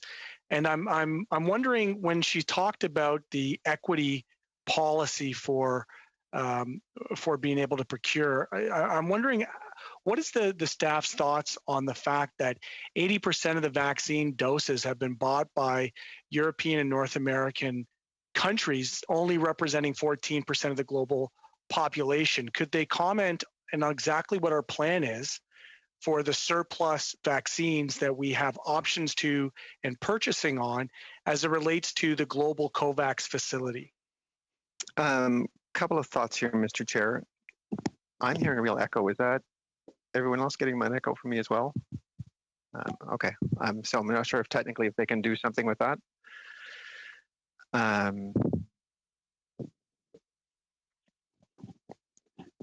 Sorry, it's driving me crazy. Anyway, on the vaccine front, I think it's better. I love the members' optimism, but we have to remember that no vaccines have yet been approved for use in European or North American countries. So the whole purpose around this diversified portfolio of vaccines was based on an assumption that not all of them would get across the finish line. And that is indeed the experience with vaccines historically. We've got some great news recently from both Pfizer and Moderna that have things looking very optimistic, but not yet approved for use. Canada is a partner in the COVAX facility, and there are options there to support others. And if there is in fact excess doses for Canada, if all 7 suppliers were able to get across the line, Canada would have options with what to do with those additional quantities. Do we have a plan is the question. It was a very simple question. I think it's too early for the plan, because until you've got a vaccine that's approved for use and you have a sense of when it will be delivered, you don't know actually what you have. And so there's data still to be learned about all the vaccine candidates, about how effective they are. Mr. Matthews, we already heard earlier tonight that we're expecting this in the first quarter of 2021. That's around the corner. Certainly, you can't have a minister suggesting there's an ambitious timeline and then you suggesting that we don't have a timeline in place. Given how close we are, I'm just wondering, with your relationship and in your agreement with the COVAX facility, how will we ensure globally that the global South and non-European and North American countries will have access to the vaccine when they seem to be snapping up all the purchase options? So, Mr. Chair, important question. I think it's better addressed to Global Affairs Canada, frankly, in terms of the nature of the question. But I do want to clarify one thing. Q1 is initial doses. We're not going to have 100 million doses showing up at Q1. So we have some time on this one, but I think the nature of the question better directed to Global Affairs. Okay, you've touted as well in your developmental plan that you'll work towards increasing the participation of Indigenous people in federal procurement. You'll recall, and hopefully you're well on your way with the work as it relates to my actual motion that asks for the information on your federal contractors program. Can you care to comment, maybe in advance of getting those documents, where you are in terms of the federal contractors programs as it relates to the equity programs that they're supposed to sign off on? Yeah, making good progress. Minister already said very important to her. I think maybe I will flip to James for some additional detail here, and I will try and fix this echo I've got.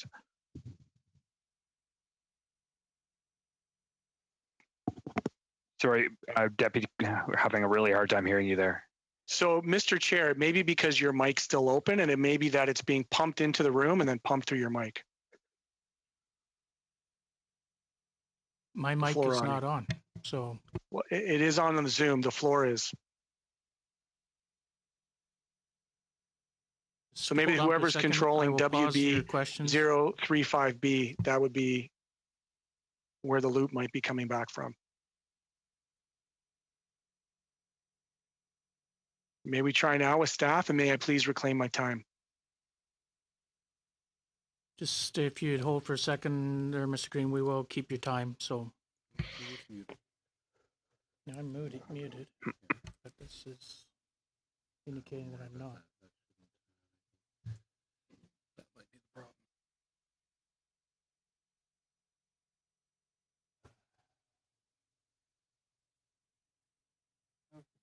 Have them try again now and see if the echo stops. Do you want to, Mr. Green, do you want to try again, and we'll see if the echo stopped? Sure can. It sounds like it might be better now. I think it was mostly through the witness's side, though, but we'll see if the witness can speak. Mr. Green, is it okay if you repeat your question? Because I think James was having a hard time hearing that as well. I am happy to. We heard the minister tout investments in Indigenous procurement. You'll know that I had a motion dated October 30th that started way back in May that specifically zeroed in on the federal contractors program. I was a little bit unsettled when I heard that she might not have access to desegregated race-based data, yet it's one of your policies to ensure that signed agreements to implement employment equity are part of your federal contractors program. Can you just clarify that indeed that is the case?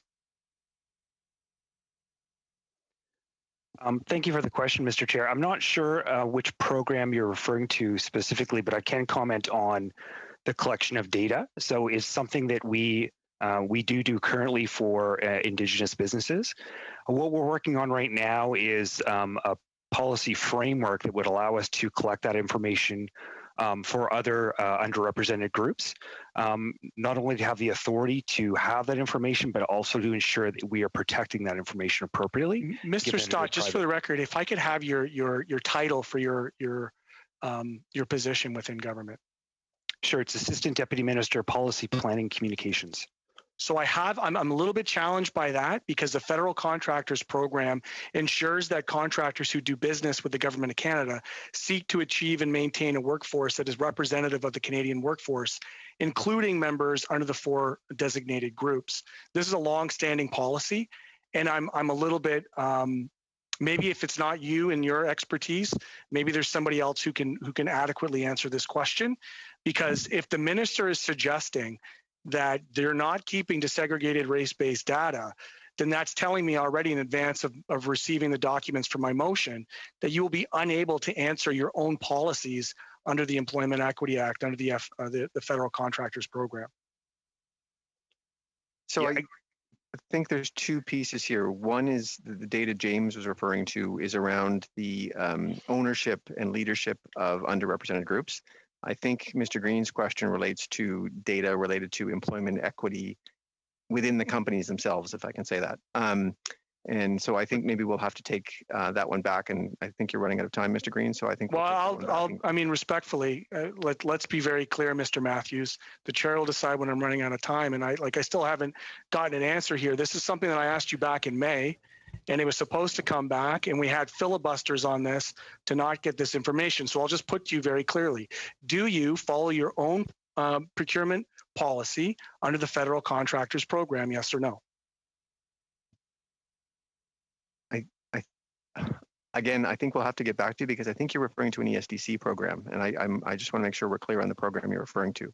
Well, Thank you, Mr. Green. I appreciate that. We're now into the second round, and Mr. McCauley, and when looking at the clock, I think we will go to 4 minutes, 4 minutes, 2.5, 2.5, 4 minutes, 4 minutes. Great. Well, we'll keep it fast. Mr. Matthews, welcome back. You mentioned about the feedback driving you crazy. Well, being crazy would help you fit right in with OGO. I want to get to the masks, the contaminated masks that we bought. You had mentioned before the supplier was going to make good on it. An order paper just came back today where the government stated they would not tell us if they've been refunded in order to support the negotiating position. What is going on with those contaminated masks? Are we getting our money back, and are we still buying from that supplier? So, Mr. Chair, the answer, I'll be very brief. They're not contaminated. They did not meet the standard for N95. Okay. Yes. And so the supplier made some attempts to rectify with replacement masks. We are still not happy with that standard. So discussions are ongoing about next steps because are we still buying from we that are supplier? In a world where absolutely not. Okay.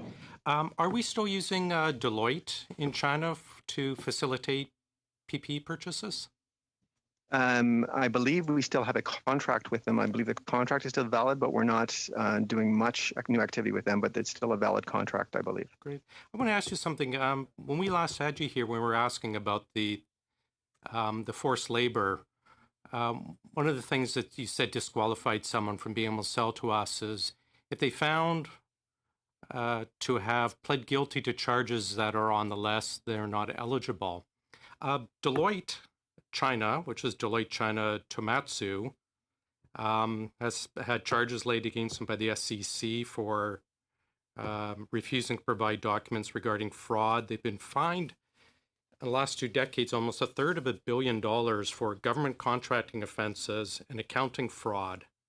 Would that disqualify them under what you had stated a couple months ago from being eligible to receive government contracts? So, Mr. Chair, that wouldn't apply to Deloitte Canada, which is who the contract is with. So, those charges I will admit I have to take back. My understanding, Deloitte Canada operates, in a simplified version, much like a franchise, but Deloitte China. So I don't think Deloitte China or Deloitte Canada sent their partners over to China, did they? It was they would have hired Deloitte China Tomatsu.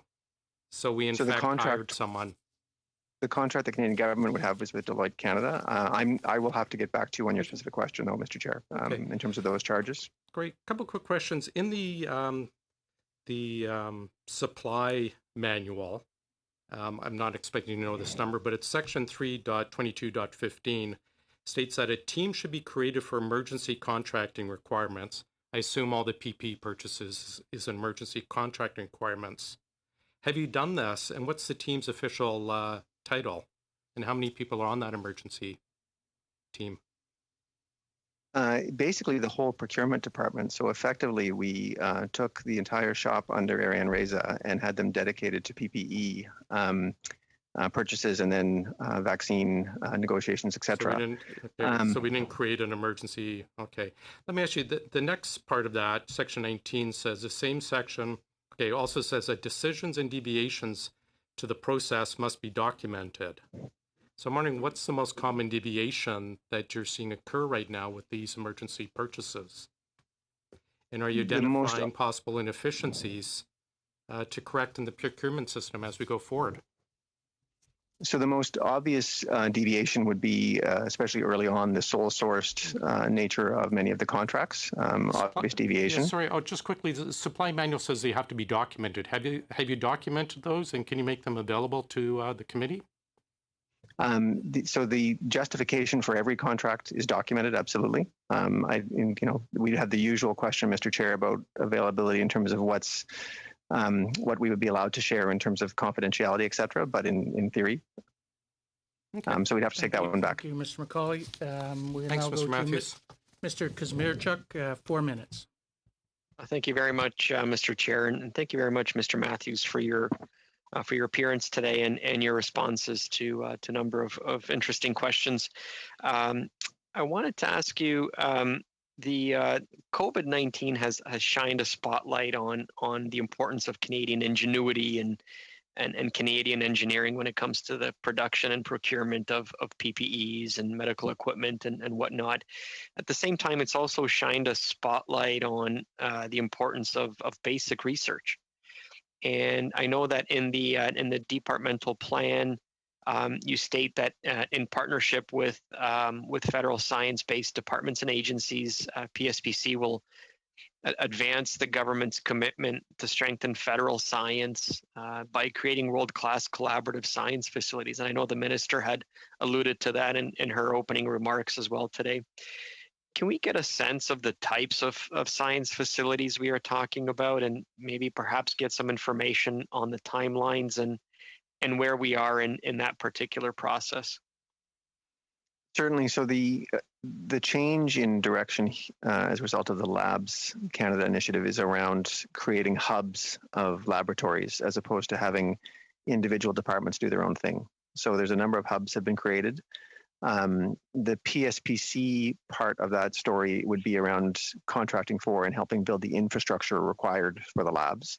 And, really getting some economies of scale in terms of how they're stood up. So initial site selection has been done. The money you're seeing in the main estimates will help with will continue with the planning.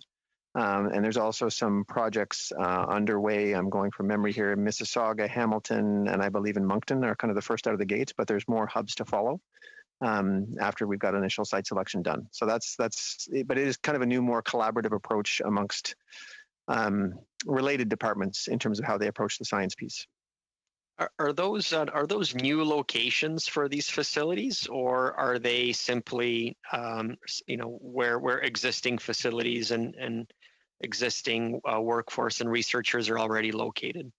It's a bit of both. In some cases, there will be new facilities. In some cases, we'll be improving or expanding upon existing facilities. So there's a mix. Obviously, if we can make use of an existing facility, that's a more economical way to go. In some cases, the facilities are, I would say, so far run down or not fit for purpose that a new facility makes more sense. Okay, gotcha. My colleague had raised some questions earlier on about the government's greening policies. I just wanted to ask you how we're integrating sustainable plastic and alternatives as part of our greening policies. So maybe can you speak a little bit about that and about our goal of diverting 75% of our plastic waste from federal operations? If you can maybe speak to that a little bit. Certainly, and it's one of those things that COVID threw a curveball towards, because a lot of our plastics usage was in things like food courts in our buildings that we were owned or leased, and so we were working with the vendors just proactively, like-minded people, to really work towards not using single-use plastics, using more environmentally friendly products in there. So we had some, I'd say, experiments underway. And just a signal to most of our vendors that this is the way we were headed. And so we were making some good progress, but given that most of our food courts are fairly empty these days, but that would be the main initiative there. Okay, gotcha. And I know that PSPC also undertakes a number of waste audits for their facilities. Is that information available publicly? Is that information available online in terms of facility by facility waste audits? Just curious. I don't know if it is available publicly or not, but I can find out and we can get back to you on that. Thank you, Mr. Matthews, and thank you, Mr. Kazmierczuk. We now will go to Ms. Vignola for 2.5 minutes. Merci beaucoup. Thank you very much. In the current budget, or how much money or funds have been set aside to ensure the distribution of eventual vaccines? So the current, that actual funding would come from Health Canada, Public Health Agency of Canada. So the actual expenses there would be in their budget, or eventually in their budget, I should say. What PSPC is doing around distribution is we have a process underway to, in addition to the vaccine contracts themselves, to contract with a third-party logistics provider specifically on vaccines. So that process is underway now, and we will be having some results from that fairly soon. But the actual funding for those contracts will be out of Public Health Agency of Canada. OK. Donc, il y a des contrats qui... Okay. So the contracts which are currently being negotiated We don't know as of yet which budget will be used ultimately. So I'd have to speak with someone else, maybe at PHAC, to whoever's going to issue the contract, how much they're going to invest in this process. Am I correct? So the process is underway. So we're not at negotiation stage yet, but the competitive process is underway. And again, the role of Public Service Procurement Canada here is to help manage that process and negotiate the contract. But the actual funding for that contract will come out of the Public Health Agency of Canada's budget. OK. On parle qu'on a réservé. Okay, so we've reserved several million vaccines for each Canadian, so that the Canadian consumer might have a choice of vaccine which is most appropriate to their needs.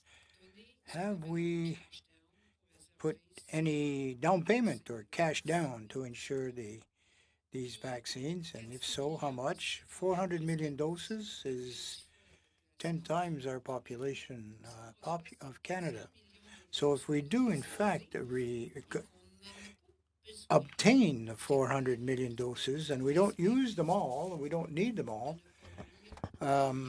what are we going to do with them? Are we going to keep them in perpetuity, or do we make them available to countries in greater need and can't afford them?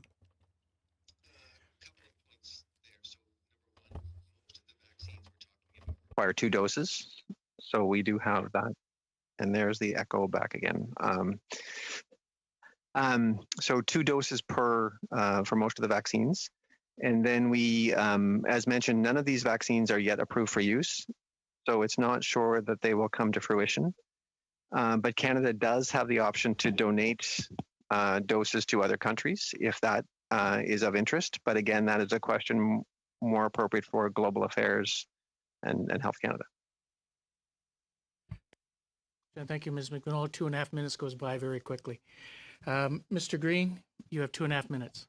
Mr. Chair, before you start my time, can we get a sound check on Mr. Matthews? Because I don't want to go through this again. So as a point of order, can we make sure that his sound is working in good order without echo before you start my time? Am I the only one hearing the echo? No, I was hearing it too. I think it has to do with the Zoom versus the when it switches from the in-room to you. So can you just say a couple things? Certainly. Very much looking forward to Mr. Green's questions. I should be good to go. So if you got your stopwatch, we can get Mr. going. Green, I'm touching the start button now. Thank you very much. Through you to Mr. Matthews. I'm going to switch gears a little bit. We know that in the last Parliament, Bill 344 was a private member's bill to amend the Department of Public Works and Government Services Acts to provide the minister with the authority to require an assessment on the benefits that a community derives from a construction, maintenance, or repair project. Given the government's recent signals that a COVID recovery would include significant investments in infrastructure, does your department still follow this spirit, even though it looks like it might have got stalled at Senate? So when we are doing procurements in specific areas, we certainly do community benefits plans, Indigenous being the most obvious one. I think it'd be hard for me to say we follow it across the board. I think it depends on the nature of the procurement and whether there's an underrepresented group that's actually impacted there. So I think it's what I would say right now, it's a partial yes.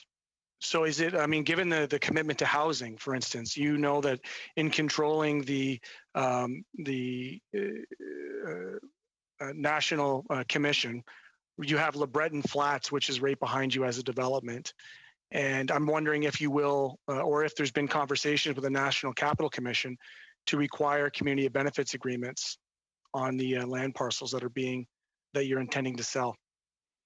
I will pass that one over to James, and if he does not have the answer, we will get back to you with that one in writing. James?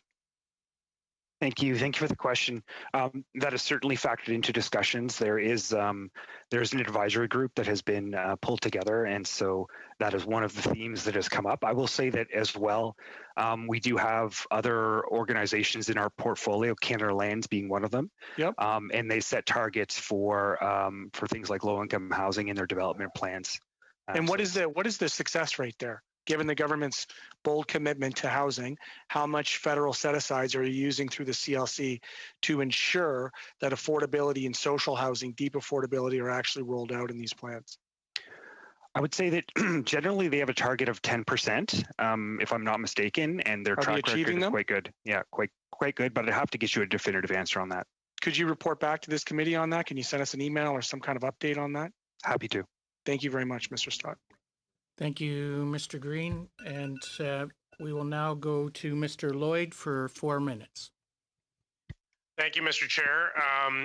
You know, my first line of questioning in my previous question to the Treasury Board Minister, I asked him if his department attempted to identify any cost savings, especially during the pandemic. I've heard a lot of discussion about moving away from single-use plastics and procurement. And I'm wondering if anyone can answer, has there been any direction from the government to try to identify any cost savings in procurement, you know, whether it's through government buildings or contracts with building maintenance or anything of that matter? So, Mr. Chair, the easy answer to that one is as we think about the future of our office space and how we might work, given that large parts of this department and other departments are working quite effectively with telework. I think there's an open question about how we reorganize ourselves in terms of the future of the workspace. Not from a savings perspective, but we're actually finding that people are, in many cases, quite happy to telework at least significant parts of the time. So do you need a dedicated office is kind of a question that we are asking ourselves as we work on, you know, our future real property portfolio for the government. So that would be the obvious place where one might find some cost savings depending on how that rolls out. And thank you. I appreciate, you know, that is a good answer.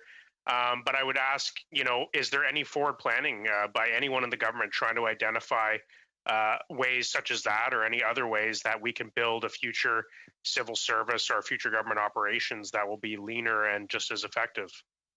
So the real property portfolio or the planning for it is underway now. And obviously our COVID experience requires an update to that because people are certainly thinking differently.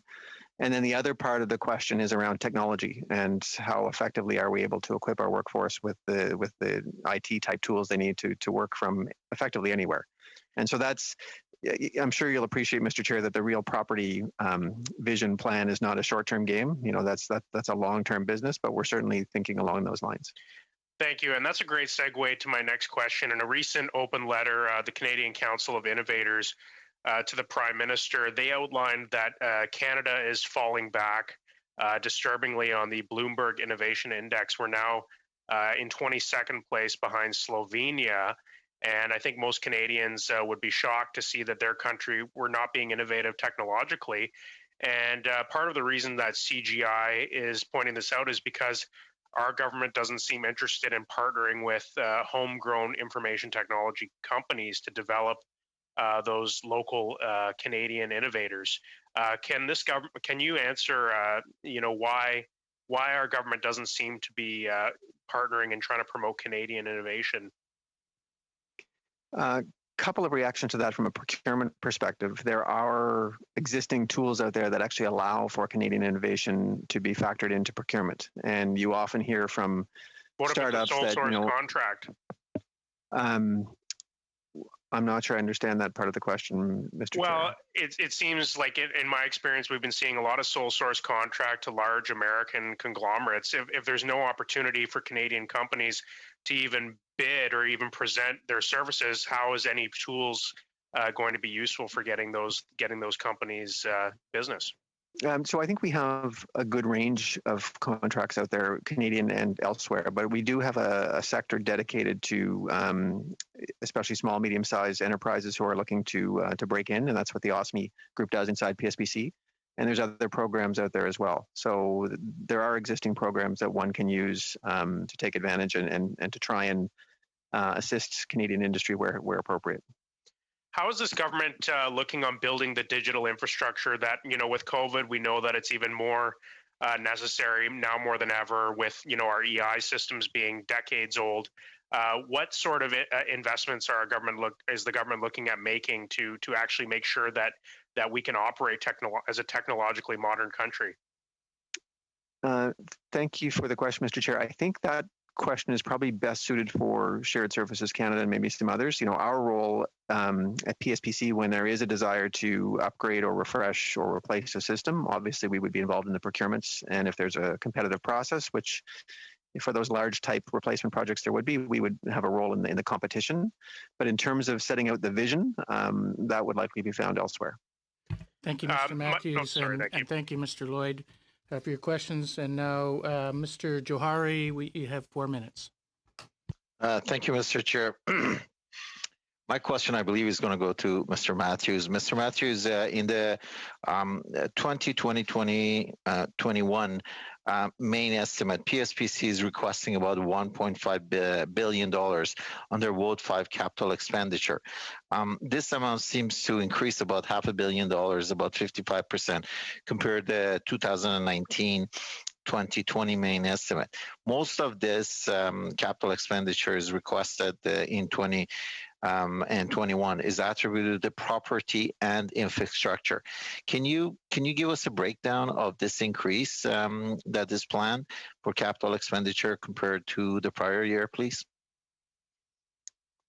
Thank you, Mr. Chair, and I'll lean on my Chief Financial Officer in a moment. But as we said earlier, it's not fair to do a straight comparison between the two because last year's main estimates had a special budget implementation vote that went along with it. So the difference isn't quite that stark. But Wojo, do you want to please take a crack at this one? Yeah, absolutely, Deputy. So last year's number was 1.278 billion, and then this year's number is 1.587 billion. So it's an increase of just over 300 million overall, 309 million. In terms of kind of the main categories where that's the main driver of that, it's really in what we call predictable capital funding. So that's very much around our property portfolio. So that's where the bulk of that is. It's this year it's $547 million, which is by far the largest number. And that's an increase of about $307 million over last year. But as the deputy indicated, one of the challenges is that the numbers, it's not a quite apples to apples comparison because some of the numbers in last year were mixed between vote 1 and vote 5. This year's numbers are more pure in terms of the vote 5 numbers. So that 546 million is a pure number. So I'm not sure if that, Mr. Chair, if that covers. So when we talk about the property infrastructure in an increase of, let's say, $300 million, can you share with us where is that? Why is there an increase of $300 million then? Well, sure. Comparing apple to apple. Maybe I'll start. So I think it's a couple of puts and takes. The most obvious ones to mention would be the Federal Labs Initiative as an increase, which we've talked about already for federal laboratories. Terrasse de la Chaudière, some work there. And West Memorial Building, which will be the temporary home of the Supreme Court. They're just some highlights of some of the ones that are causing increases. Decreased by a reduction in long-term vision and plans of the parliamentary precincts because we completed some projects there. There's no the Senate being one of them, and the first phase of the Visitors Welcome Center. So those are partial offsets to decrease. So that just gives you the highlights. Okay, great. Just quick, I think I got about 30 seconds. So does the PSPC have sufficient fund to carry out the planned capital projects that you have on 2021? Wojo, you should take that as the CFO. I don't want to speak for you.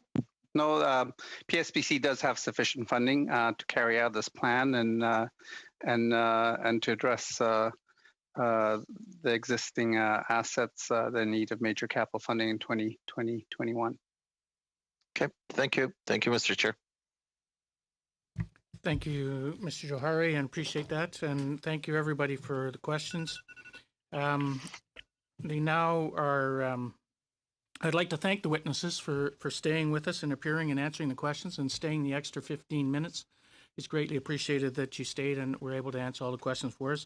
I would ask that, and we would appreciate that all of those who indicated that if you were going to provide us with further information, if you would provide that to us in a timely manner and provide that to the clerk, it would be greatly appreciated. And with that said, I'd like to say thank you. I'm going to ask the committee members just to stay on briefly. We have a quick little thing, business to do, and so while the witnesses are signing off, we'll take about 5 seconds, and then we'll reconvene here for very quickly. Thank you, Mr. Chair.